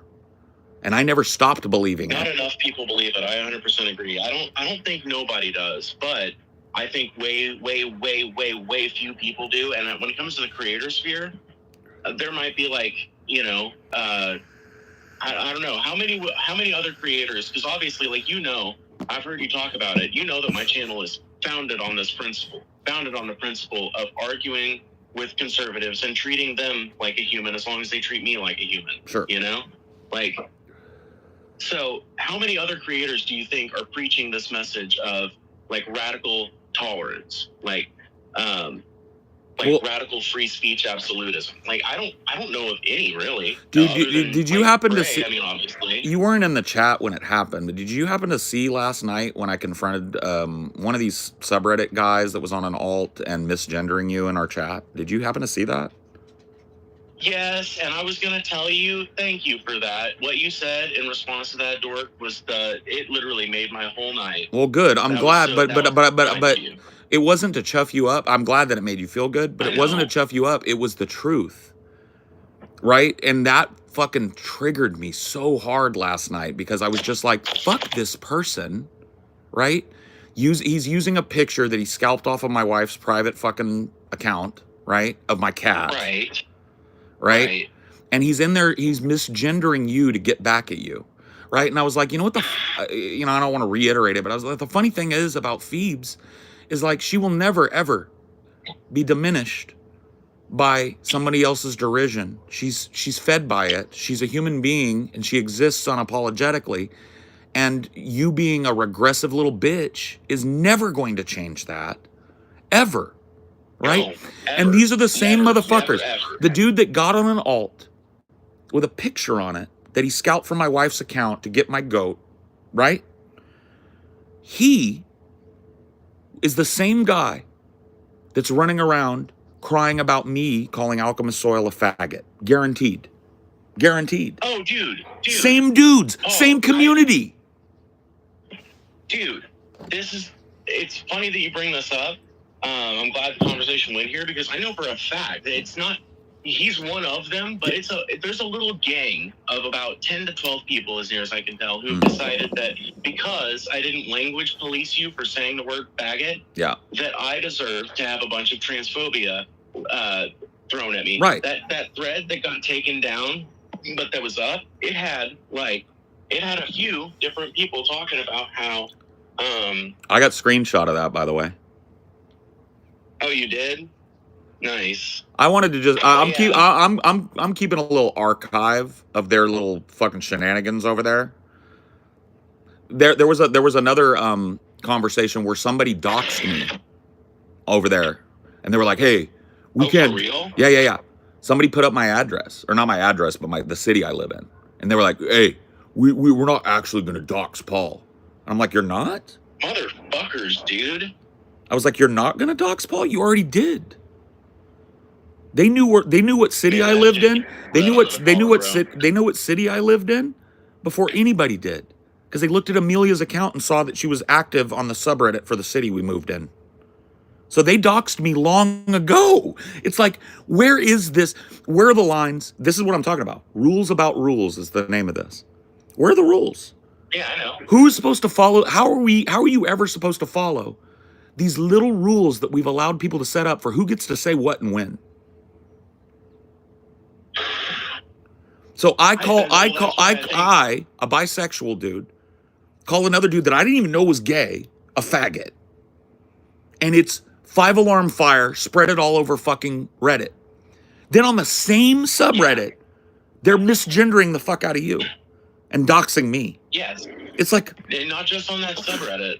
No, I know. Literally, it's been in my chat, bro. It's been in my fucking chat. Spooky Kitty, Gage Tomerlin's fucking alt, NATO 52, all these fucking retards from the fucking subreddit and snarker communities coming over. That's why I know it's like 10 to 12 people. Because there's like, that's about how many, you know? And then the rest, like, to their credit, the rest of the snarker community seems to be like, I don't know if this is a good look, y'all. Because they're all, you know, well, you sang the chorus of Loch Lomond yesterday, right? In reference to these people. You take the high road and I'll take the low road.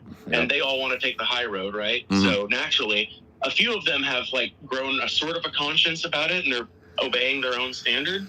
But about 10 to 12 of them have decided that because I had the gall not to language police you in that fucking argument, which it was not a debate, by the way. We can agree on that, right? No, it wasn't. That was what it was titled, right? It was a slightly structured argument. Which is what it was, and every talk I've ever had has been that. Yeah.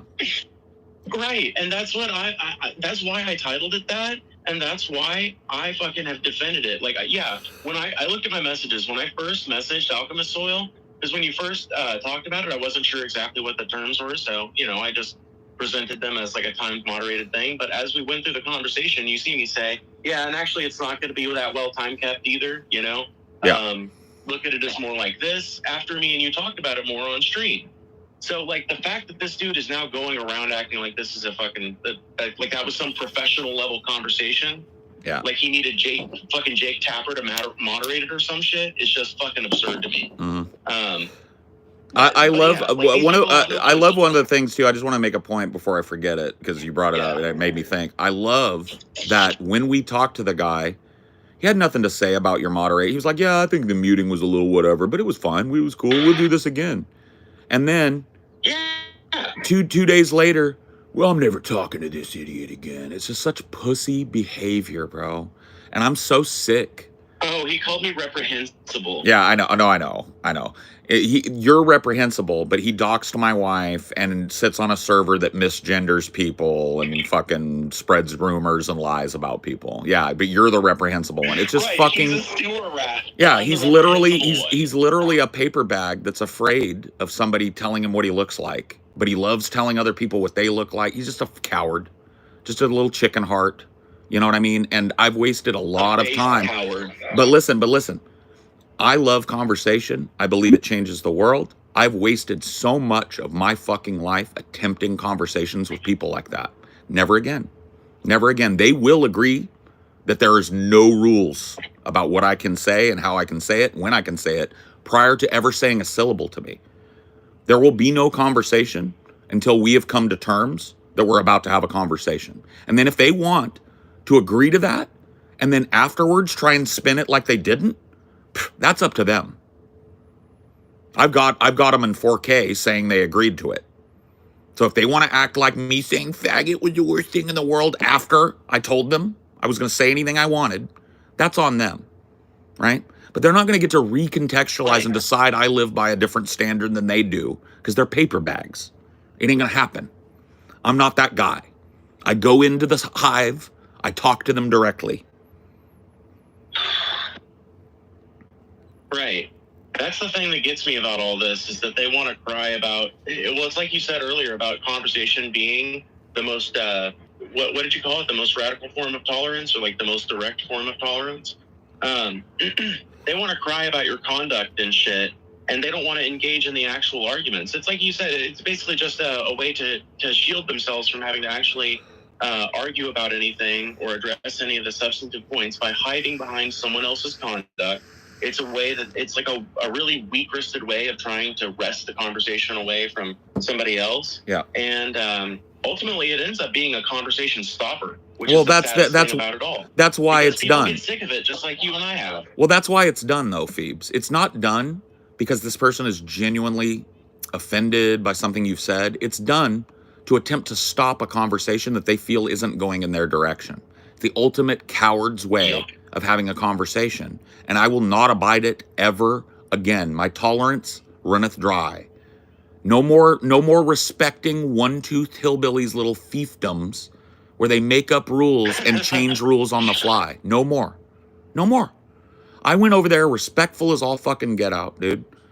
I really was, bro. If they did record my whole fucking shenanigans over there, bro, Captain Mr. Respectful, right? Oh, I'm sorry. I didn't know. My bad. I must have said that like 15 fucking times last night.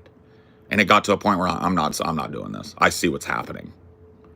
I don't like the way this conversation is going. I'm not winning in my gamified conversation. So guess what? You can't say that word. You can't say that phrase. You can't take that tone of voice. And it's like, no. I'm not a sixth grader, bro. This is some sixth grade shit. And I'm done. So every conversation, I don't care if it's private, public, we're streaming it, I'm just in your Discord. If we're about to have a conversation, you're getting a disclaimer. People are going to be sick of hearing it.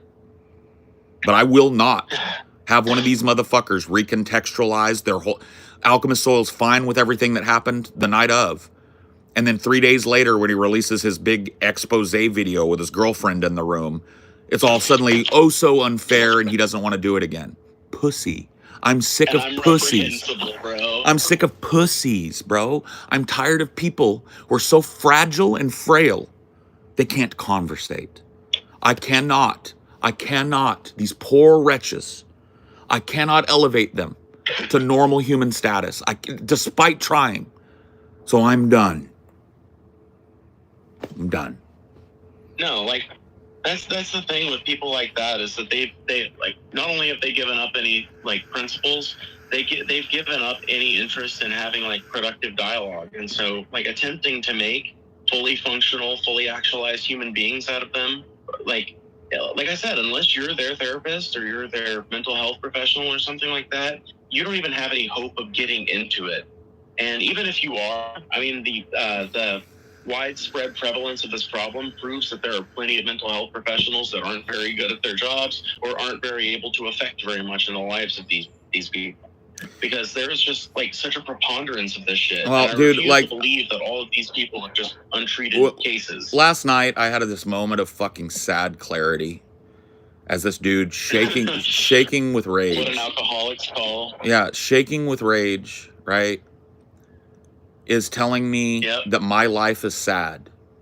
And this dude rips dabs on Discord for a living. Literally, he's there 24/7. But my life is sad. And I was like, this is fucked up, bro. This is fucked up. I'm not even on planet. We're not even on the same planet. I've been talking to somebody who's speaking a completely different fucking version of English. It doesn't jive. This motherfucker has zero self-awareness. One tooth. and he's spitting all over the place when he's talking because his teeth aren't in the way to catch the spit. And he's telling me I'm fucked up looking. He's telling me I'm fucked up looking. Yeah? That's fucking you. I don't even know how to respond to that, bro. Like, that is just a level of absurdity. And he took it there. That's the thing. I didn't go, well, fuck you, one tooth. He was like, fuck you, you fat fuck. Look at how fat you are. I bet you can't even stand up out of bed. It's always ugly motherfuckers. Yeah, and I was like, it's always you? ugly motherfuckers that take it there. I was like, you are the one that's going to, you want to, and I told everybody in the room, I was like, I want 5 minutes from now, I want everybody to remember, he's the one that took it to looks. Oh, what do you want to do, talk about my teeth? I said, no, I don't want to talk about your teeth. I don't want to look at them. They're fucking disgusting. But if you're going to take it there, we can go there. You want to talk about my flabby belly? That's fucking disgusting too. Let's talk about your teeth, hillbilly. Oh, fuck you, man. I'm a veteran. I fucking don't give a fuck. You're a veteran. That's why you have no teeth at 30. What, did you get punched in the mouth by an Iraqi? You got punched in the mouth by an Iraqi or some shit? What happened, bro? Shut up. I don't give a fuck what happened. Earlier when everything was cool. Earlier when everything was cool and the hillbilly was on his soapbox, right? He was talking about how he was dishonorably discharged from the military for coke. And then he's telling me I'm a loser 20 minutes later. The self-awareness is fucked. Fucked on these people. Literally no self-awareness at all. He's literally living, he's living in a family member's house in a spare bedroom, flexing it like it's his own. Fucking sucking 1 gram dabs down like it's breathing air, and spending every waking moment of his life cammed up on Discord playing fucking Dune. The guy literally doesn't have a life. And he, in the utter lack of self-awareness, says I don't. As he's literally cloistered in a server he lives on. It's the only socialization he gets, other than grandma asking him not to smoke weed in the room because it fucking makes her emphysema act up. That's the only other social interaction this hillbilly ever gets. And with no social awareness, he tells me that I'm socially awkward, that I'm ugly and sad. Whew. I don't understand it. He's just a little ego monster. Yeah. It's like, you've talked about king baby syndrome before. It's that kind of thing. Oh, bro. It's the Australian kid that was in there last night. Dude, you could use him as an object lesson for a thesis on King Baby. This dude would yell in my face, get all that bass in his voice, squaring up. Fuck you, man, cunt. Oh, He's an Australian, so he's throwing cunt in my face like it's a period, right? Fucking cunt. Right. How about that, you fucking cunt? So I fed him back that same shit. How about that, you little bitch? And he's like, I don't understand. Why are you seem very angry. Why are you so mad? King Baby. Literally. Bro, that is insane. But the turnabout, it is so fucking common for people that live online like this. And, honestly, okay, so we can probably agree that this behavior has a lot to do with how their parents have allowed them to be raised, or whatever the, parental figures are that were in their lives having failed them and shit. I feel like it ties back to the NEAT epidemic. You used to talk about it. I used to talk about it to people personally in my life, and I haven't really brought it up on the channel because it's not been brought up in my chat, Mm-hmm. But I think it ties back to that same phenomenon, right? Because I feel like you cannot be socialized this badly if you have a job and a hobby that involves other human beings, on an equitable standing. Mm-hmm. The only way I feel like you get to the point where you can socialize, but that's how you socialize, is if you're a person who literally spends whole decades of your life doing nothing but engaging with the internet from a position of perceived power, I guess. Yeah, no, you're Like right. you said, this person is a mod in that position, right? Yeah, In and Discord. he kept reminding me of it, even though usually it was for him to say, "I don't really do anything. You can't get banned from here," and then fucking literally 30 minutes later, he's muting me up and banning me. So it's like these people Right. live in a fantasy world that they've constructed, a hug box. They've got 15, 20 people that they hang out with all day, every day cammed up. And they've created a reality that only exists in this sad little server. And they try and enforce it on anybody that comes in when they talk shit about them. These people made a whole ass video not a week ago with a guy that doxed my wife and uncritically let him do it again, basically. Point them implicitly towards the doxing and guffawed and chuckled about it and had no problem or no compunction with it. But the minute I come in and give them what they gave me, I'm a monster. I'm a bigot. I'm this, I'm that. And it's like, dude, I am no longer interested in living in other people's constructed realities. I am an adult. When I talk, I say what I mean what I say. I use whatever tone, language, and fucking gesticulation that I feel is necessary to get my point across. If that's a problem with you, pussy, walk away. Walk away, chicken heart, that shouldn't have tried to have a conversation with a grown adult. Otherwise, if you're willing to stand on your own business and you're willing to hear some harsh language and you're willing to hear whatever I have to say, we can talk. But if you're a lily liver, king baby, pussy, one-tooth hillbilly chicken hawk, bitch, that's going to cry the minute I feed you what you're feeding me, tell me now. Because I don't want to waste my time.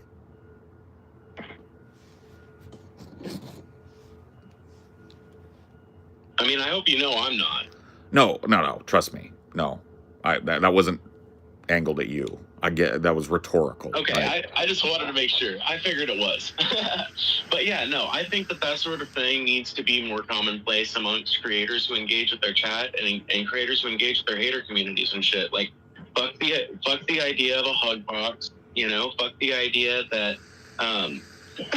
somebody can or cannot use certain language in making their argumentation. Not like, fuck the idea. No. I do. Let me correct this. Not fuck the idea. You want a hug box, bro? Pop your whoop. Don't invite me to it. If that's what it is, I'm gonna ask you, and I'm gonna ask you in no uncertain terms: is this your little fiefdom, and is this a hug box where I'm not gonna be allowed to give you what you give me? Because if so, tell me now, because I'm not wasting my time here. And if they say no, we can talk. They say yes, boo-doo.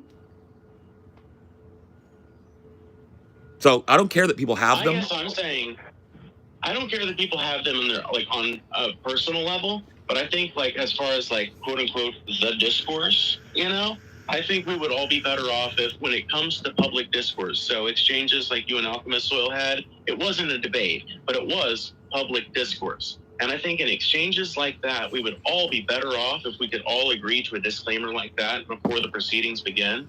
Because I think that I'm sure you would agree with this, and I've been saying it on my channel a lot. The best cure for a bad idea is sunlight, and the only way that you know you've got a Nazi problem is if the Nazis feel comfortable enough to talk about it, or if they don't feel like they're going to be prosecuted for talking about it. Yeah. Otherwise, you just create this like deep underground movement that still manages to pop off and do neo-Nazi shit. Right. It happens in Germany. Yep. Every like 2 or 3 years, you'll see some big neo-Nazi shit happening in Germany, despite the fact that you can't legally you can't be a Nazi in Germany. It's the paradox. It's the paradox of tolerance that a lot of conservatives talk about, but it's real, right? It's if you tolerate the intolerant, then is there tolerance, right? So if you tolerate somebody to the point where their intolerance impinges upon your life, is there really tolerance, right? It's the paradox of tolerance. You tolerate intolerance. Well, I'm not interested in playing the liberal version of that game anymore, because that's really what this is, Phoebes. These are liberals. Every last one of these conversations that I'm talking about, not just the one last night, every last one of them, Alchemist Soil, Vosh, Destiny, every one of the people that's gotten a nut in their sack to pop in here and talk to me after flexing in my chat, liberals, liberals, liberals, liberals. This is a liberal game that's being played right now, where I say whatever I want, but then tone police you to stymie your response. This is liberals that are doing this, and I know it. And that, I want to make that clear too. I want to make that abundantly clear too. This is not something that I'm just kind of generally throwing out there, because I don't talk to people generally. I'm in the politics and religion and philosophy sphere, and I'm a vlogger, right? Right. So I don't care about people that don't watch me, people that don't know what I'm talking about, people that don't want to engage with me. I don't want to engage with you if you don't want to engage with me. But if you make a 2.5 hour long expose on me and aren't willing to fucking let me say what I want, then just tell me up front that you're a lily-livered, chicken-hearted pussy, and I won't waste my time. I won't waste my time bringing my fucking ideas to you. How's that? Yeah, no, I think that that's good fucking policy when it comes to public discourse. Let people say what they want. Let people's positions be known. Let people's language be known. Let people decide for themselves how they perceive someone's conduct. Yep. Because I think the rigid policing of it has created, I think it's created a sense of false identity for a lot of these people that is not healthy for them or healthy for their conduct towards other people. And I think that it's created a false fucking reality for them to I just hit upon something. I just hit upon something that is while you were talking, you fucking touched on it. Every one of these conversations that I've had with liberals has a bunch of things that are similar about them, but there's one that stands out like a sore thumb about all of them. Do you know what it is? Every last one of them,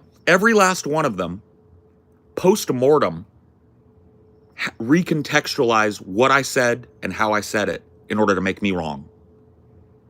Yeah. Every one of them. Every one of them took something I said out of context and ran with it in their community. Yep. So that the reason I bring that up, every single one. the reason I bring that up is because these post hoc after conversation recontextualization is part of this thing we're talking about, language policing. It's meant to chill me from ever trying to have an idea again. That is the goal when people travel all over Reddit, travel all over fucking Twitter going, watch Paul's ego get giga dunked by Giga Chad Destiny, LMAO, right? That is the point. They are hoping that I shrink. It's an attempt to police my language and to get me to shh. I don't shh. Never. I don't know how. I don't know how to shh. Never learned. Yeah, no, me and you, we're both too Irish to shh. Yeah, you don't shush me. I said what I said. You want to recontextualize it? Tell me up front, and I won't waste my time with your lily-livered ass. I want to make these people say up front they're fine with me saying whatever I want, and then later, 2 days down the road, making a crybaby video about what I said and not even talking about the issue anymore. It's not about the issue at hand. It's about Paul said faggot. Well, you want to do that? Right. You want to do that? Tell me up front. I'm going to ask people. Dude, tell me up front. If that's your plan, tell me now. But I want to hear you say before we say anything, that's not my plan. My plan is to listen to what you have to say and provide counterpoints. My plan is to not pretend you said something you didn't or try and use something you said or a language choice you made to obfuscate the point. And if that's your plan, let me know. But I want to hear you say, nope, not going to do that. And then we can talk. That's it. Them's the rules. Because this post hoc shit is part of the language policing. Their hope amongst hope. Their hope amongst hope with their subreddits, multiples, their little Discord servers and their little bitch boy covens and their little hug boxes and their little 24/7 Discord neats, right? The end culmination of all that is me. Me. And ultimately, they have a goal of silencing you. It's not just about getting you to shrink. It's about getting honestly, there are people in these snarker communities that, I mean, they would probably, I think they would have two responses, let's be frank. I think their first reaction, if they woke up one day and you guys' channel was like banned off of YouTube or something, their first reaction would be like happiness and joy. Of course it would. And I think then these guys are all about free bored in a speech. couple of weeks. These guys are all about free speech. They created these subreddits because I banned them for being retards on ours, right?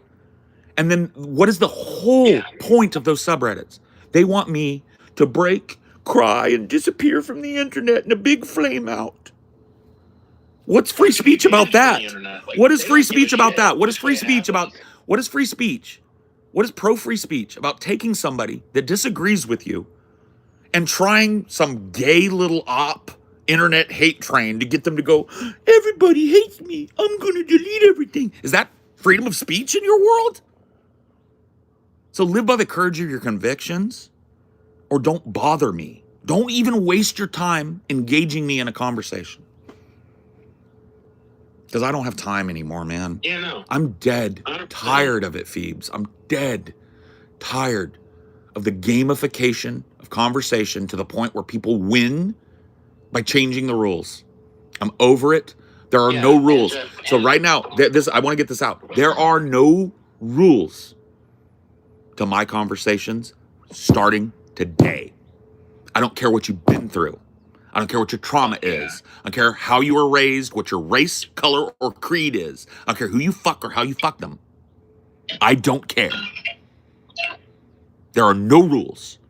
Period. That's the only rule. The rules are, I say what I want, you say what you want. You agree to that? We can talk. You don't? Fuck off, pussy. Because I'm not interested in doing the devil's dance of whiny bitch boy shit. No. Eat a dick.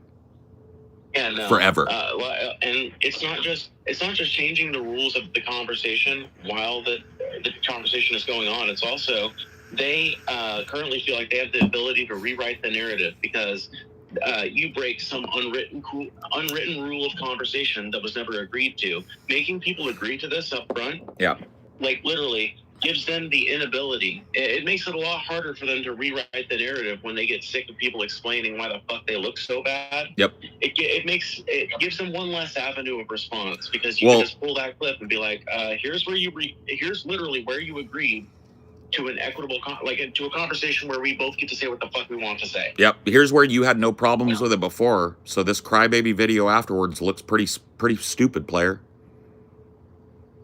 Yeah. Exactly. But no, this is, it's a game, right? This is a liberal game to stymie conversation. It happened to me like 15 times last night. It's like, we're talking about an issue, militarism, whatever it is. And all of a sudden we're in a heated conversation, but it's not about the military anymore. It's about how I talked about it or what I said about it or the tone I took when I said it or what I said about some other country's military. We're off on a tangent right now. We're not even on topic anymore.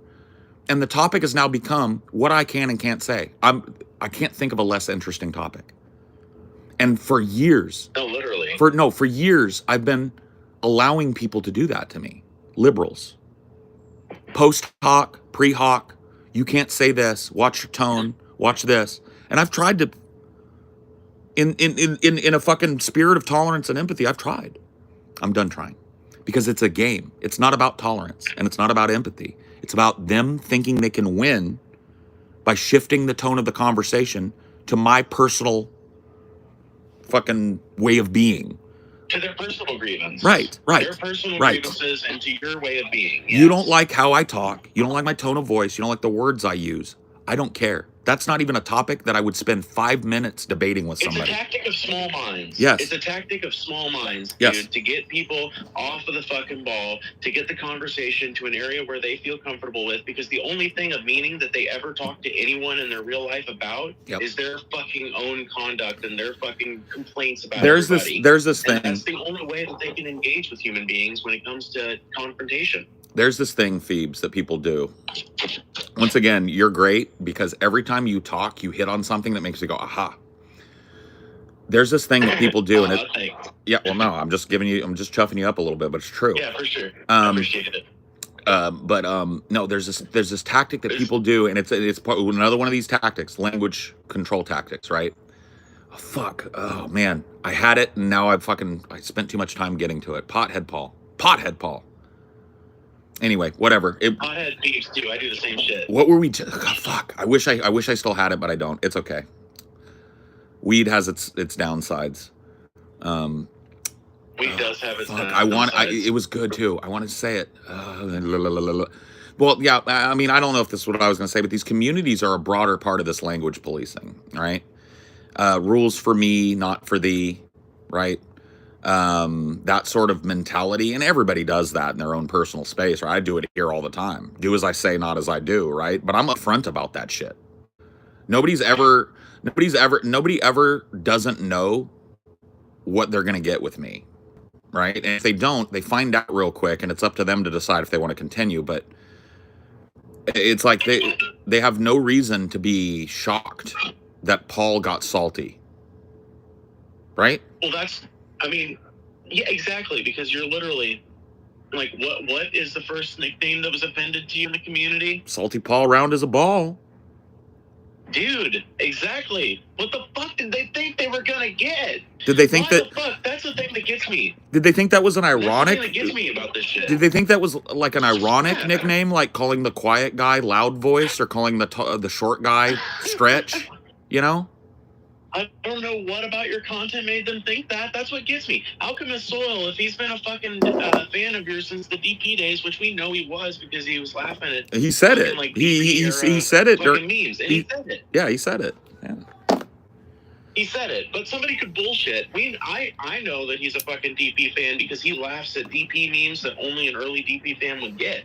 So I know, he's not bullshitting on that. He's been a long time fan, and if he has, he knows Salty Paul is round as a ball, and you can't change that about him. It's like the thing that's the thing that should bring someone into your community. So it's just strange to me that someone who has supposedly been a fan of yours for fucking eons has now turned.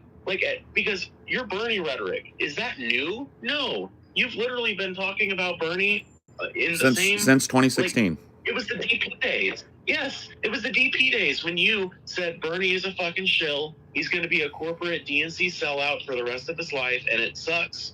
It sucks for us. It sucks for him, but that's the way it's going to be. And you haven't turned out to be wrong on that yet. No, I don't. I'm not. He's literally greasing up I'm not always right. Right fucking now. I'm not always right, but when it comes to liberals, I usually am. And I think you've touched on another thing. That is why they want me to shut up. They don't like the counterpoints I provide to the narrative of lesser evils, right? They don't like the idea that I point out, what is a lesser evil? Isn't evil evil? I didn't invoke the evil. They don't like the fact. People are lazy in some ways. I don't think human beings on average are lazy in their personal lives. I think the average human being does quite a bit. But there is a trend of laziness among certain people, and certain conditions exacerbate it. And this laziness causes some people to, even if they may be productive in their personal lives, they don't want to have to be faced with the sort of productivity they'd have to engage in if they wanted to actually change anything on the mass scale. Right. If they and I got to be honest with you, the sort of activism and I totally agree with you, by the way. I'm not trying to correct you, but for me personally, and this is going to sound kind of harsh, but it's true. I care about conversation.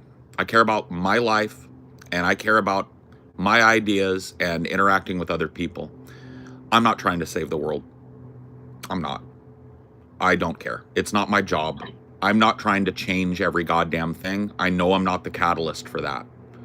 I know that's not how it works. Nobody was cheering on Daryl Davis while he was stripping Klan robes. Nobody. Nobody even knew he was doing it. That's how I feel about myself. Not that I'm as good as Daryl Davis, but that I'm not here to build my reputation. I'm not here to get taken seriously by a group of fucking sold out liberals, right? Here to say what I think, here to mean what I say. And that's it. That's my agenda, right? I don't care what you think about me afterwards. Right. You can keep it to yourself because it's just not pertinent to me. I don't care about how you feel I conducted myself, right? It's not pertinent to me. What is pertinent to me is that I had a conversation with a person where my ideas and their ideas were intermingled, and that weird twisted thing that happens when people disagree. I love that. I live for that. That is what I care about, right? I'm not saying I don't care about the planet. I don't care about people's lives. I do, but I'm not Superman, and I'm not out here trying to change the whole fucking planet. I know I'm not William. I'm not fucking William Wallace. Okay, I'm not gonna put my blue woad paint on and a sword that's twice as tall as me and scream freedom. That's not me. Okay, but it just isn't me, dude. Well, you're not Captain Save-A-Ho. And that's what gets me about these communities is that they are claiming to be Captain Save-A-Ho. Right. But for them, being Captain Save-A-Ho means dragging somebody through the dirt who basically provides counterpoints to the fucking, like the stagnant march of liberal, inept non-progress, basically. Yeah. And like, they don't like the fact that you present an option that is not as easy. And that's the thing. I'm not saying you're out here trying to save the world, but when you talk about what the actual solutions are, you agree with me when we say we could change this country for the positive regardless of the administration if we brought 10 million people down to bear in a peaceful way in Washington, D.C. and Wall Street, you know, and kept them there for a number of months, as long as it took. We could achieve that change. And you've agreed with me with that in the past. You talked about how third parties could be a way more viable option than the two-party duopoly. How it is something that, like, I've looked into it. You can win with a third party in America. You just need a movement that appeals to people across fucking political lines. And so it can't fucking harbor these socially fucking divisive issues. It can't run on that. I agree. I totally agree. And I'm gonna stop talking about when people say, "Well, you support a third party." I'm gonna say, no, I don't. I support a third, fourth, fifth, sixth, seventh, eighth, etc. party. I support diversity, choice, and competition, which is what this country was built on, by the way. Diversity, choice, competition, competitive ideas, melting pot. That's what I'm for. So I'm not for a third party. I'm not advocating for one thing to spring up that we all jump on. I'm advocating for ditching the duopoly and giving us some choice. So it's not just meet the new boss, same as the old boss, bombs, kids in cages, deportations, impingements on our fucking civil liberties, etc., etc., etc. My whole life it's been that, Phoebes. My whole life I've watched liberals tell me that this is the most important election in the world. I fucking go do my job. I get them elected once in a while, right? It wins once in a while. And then they've governed like fucking conservatives. It's been my whole life. And there's no amount of doxing my wife, calling me a fat fuck, or banning me out of your little hug box that is ever gonna make even a dent in that edifice. Period. No word you could ever say to me is going to unravel 45 years of liberal ineptitude. Proven. No doubt. Literally. I'm younger. I'm gonna be 27 next month, but I'm fucking facing the same exact fact about my life. Everything I've known has been liberals promising us the world and delivering us a pincushion. It's been them promising big, delivering small, and providing excuses the whole time. It's like you were talking about Obamacare and Obama's like rise to power and where the veil slipped the other day. I asked you about it in chat, and that sort of thing. I don't know. I guess to certain people, it must not register as much of a fucking betrayal as it does to people. Because I was 10 years old, right, when Obama was elected. So I was just starting to pay attention because my parents were political people. They were like, they weren't like super activists or whatever, but they were into politics as a topic. Yeah. And so I was familiar with the subject matter, and I started to pay attention and shit to the news. And so, you know, my parents, both of them have health issues and shit, and did even when I was a kid. And so I was kind of like hoping like, yay, my parents might get healthcare. It sounds like, because I had talked to them about like what the consequences of this sort of thing would be. Yeah. And I remember the disappointment in them. It wasn't just like a few days of disappointment either. It was years of disappointment. Yeah. Years of disappointment. Dude, there's this thing. My mom will still. Oh, go ahead. I was just gonna say, my mom will still defend Obama for it. At the very least, getting pre-existing conditions out of the, Sure. running for what can disqualify That was another shit. that was another part of the conversation with Alki that was just so frustrating because like we agreed on a premise right at the beginning. You remember? We were like, we both agree that healthcare should be free and available to anybody who needs it, and it shouldn't be a thing, right? We agreed to that. And then when he brought up the ACA and I said, I cannot in my mind find the magical fucking Rubik's Cube solution that makes forcing people to buy into the very industry that has ruined healthcare as a good thing.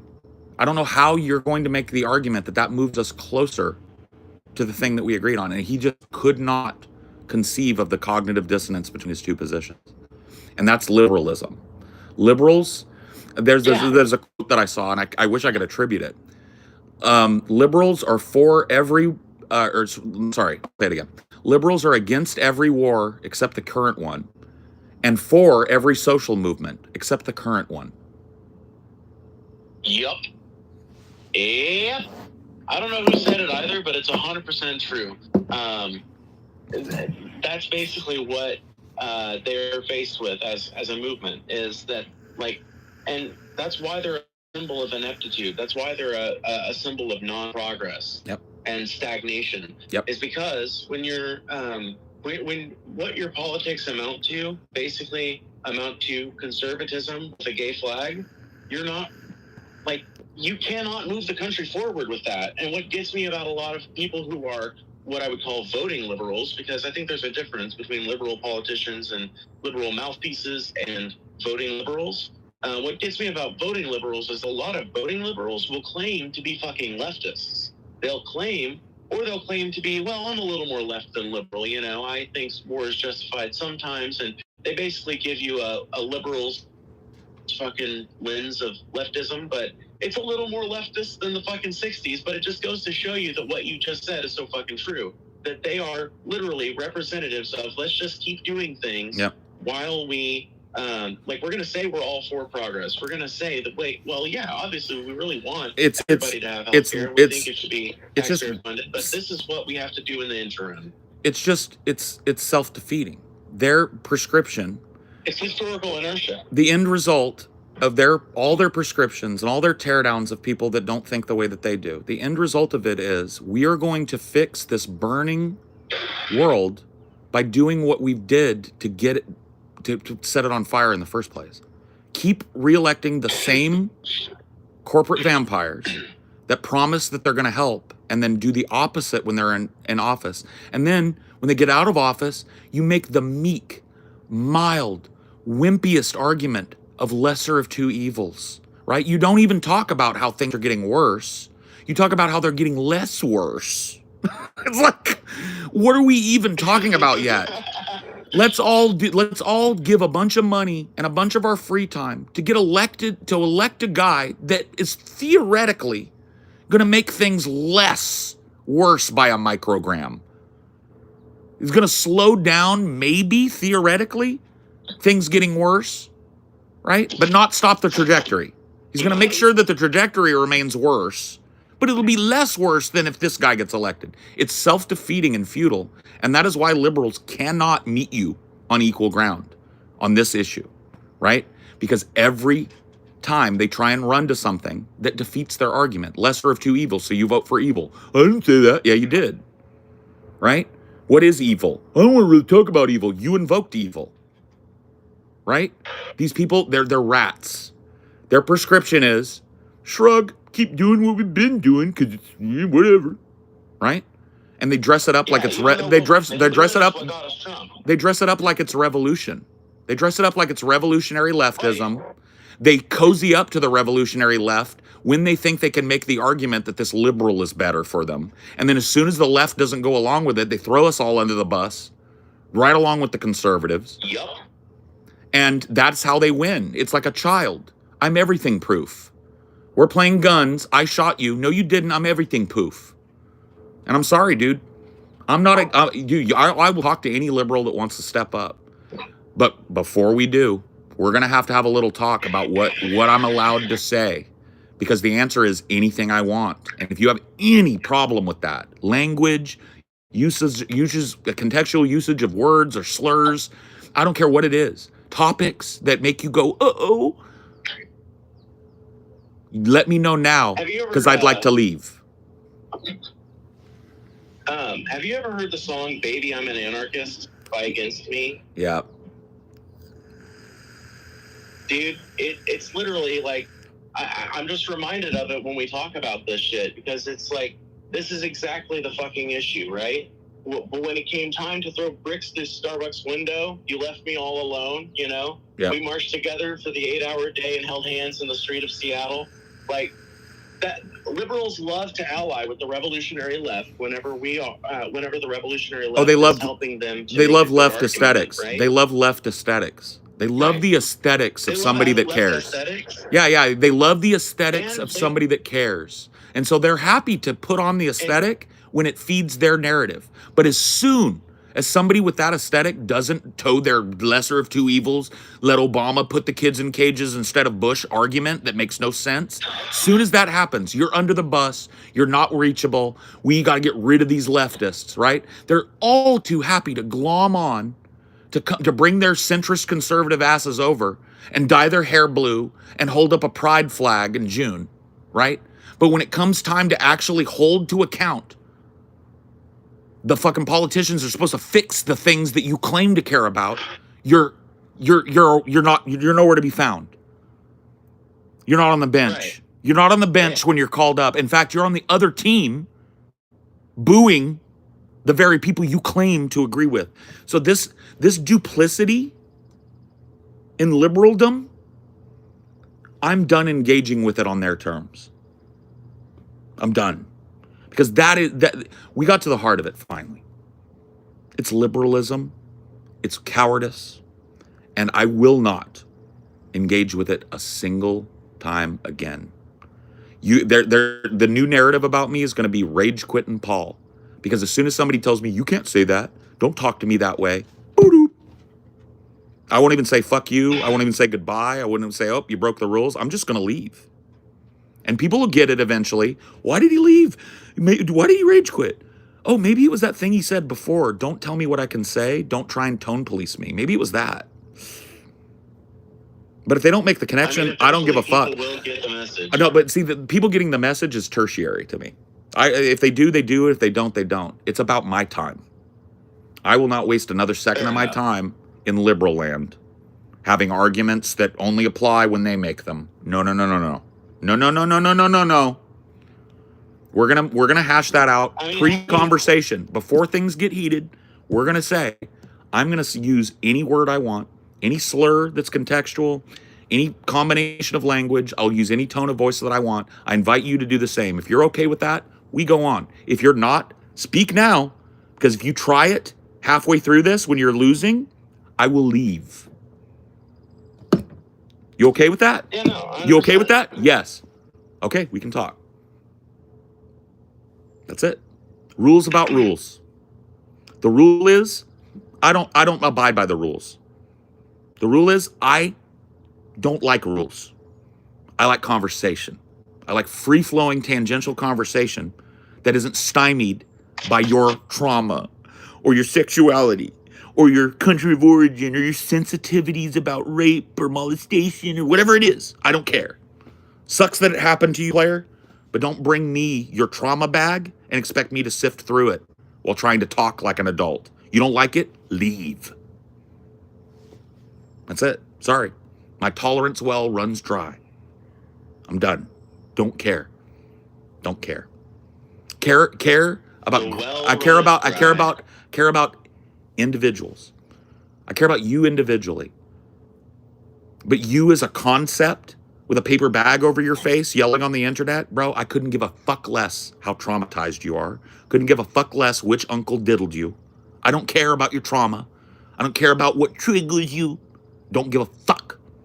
Dude, people will lie about that shit. So I've always had the policy of, like, whenever I respond to somebody that's making an argument from that direction, I literally just say, like, I'm sorry that that happened to you, but you have to understand, you could just, like, totally be lying about that. Like, you could just be bringing that up to I use don't it as a even go cudgel there. in the argument. I don't even go So there. I would prefer if you address I the don't. point. Yeah, yeah. I mean, that's a tactic. I don't even go there. I just say I'm not interested in your trauma dump. Like, because a lot of times when trauma gets brought up, it's completely non-contextual. It's like I want to talk about me right now.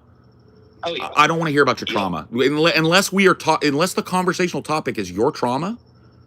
It's not relevant here. It's not relevant here.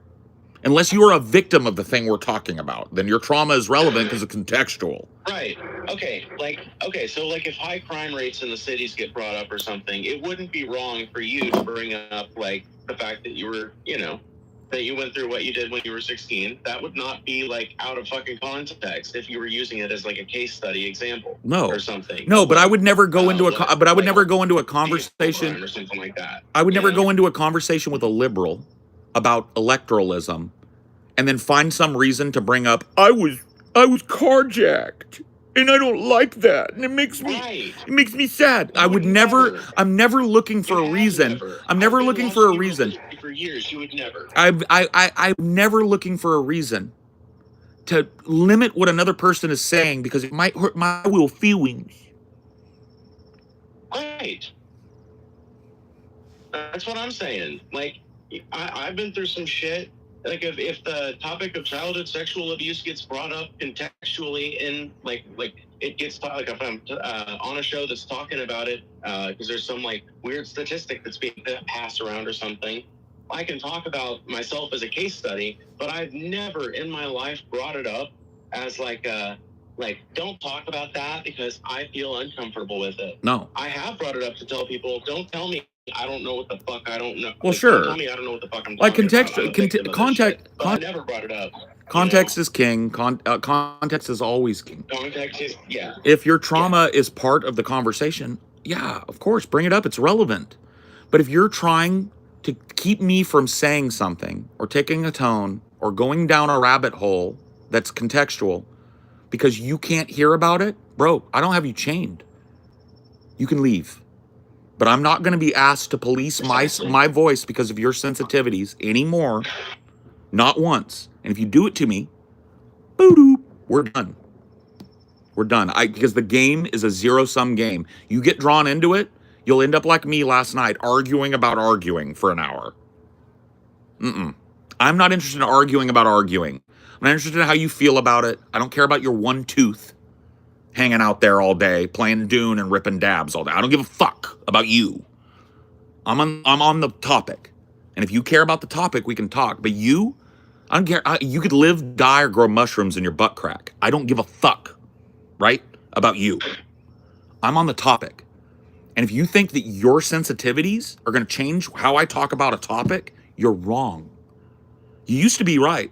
I used to be a guy, oh, all right, I guess we'll try and talk about CSA without talking about CSA. I'm not, never again. Never. Never again. Nope. Right.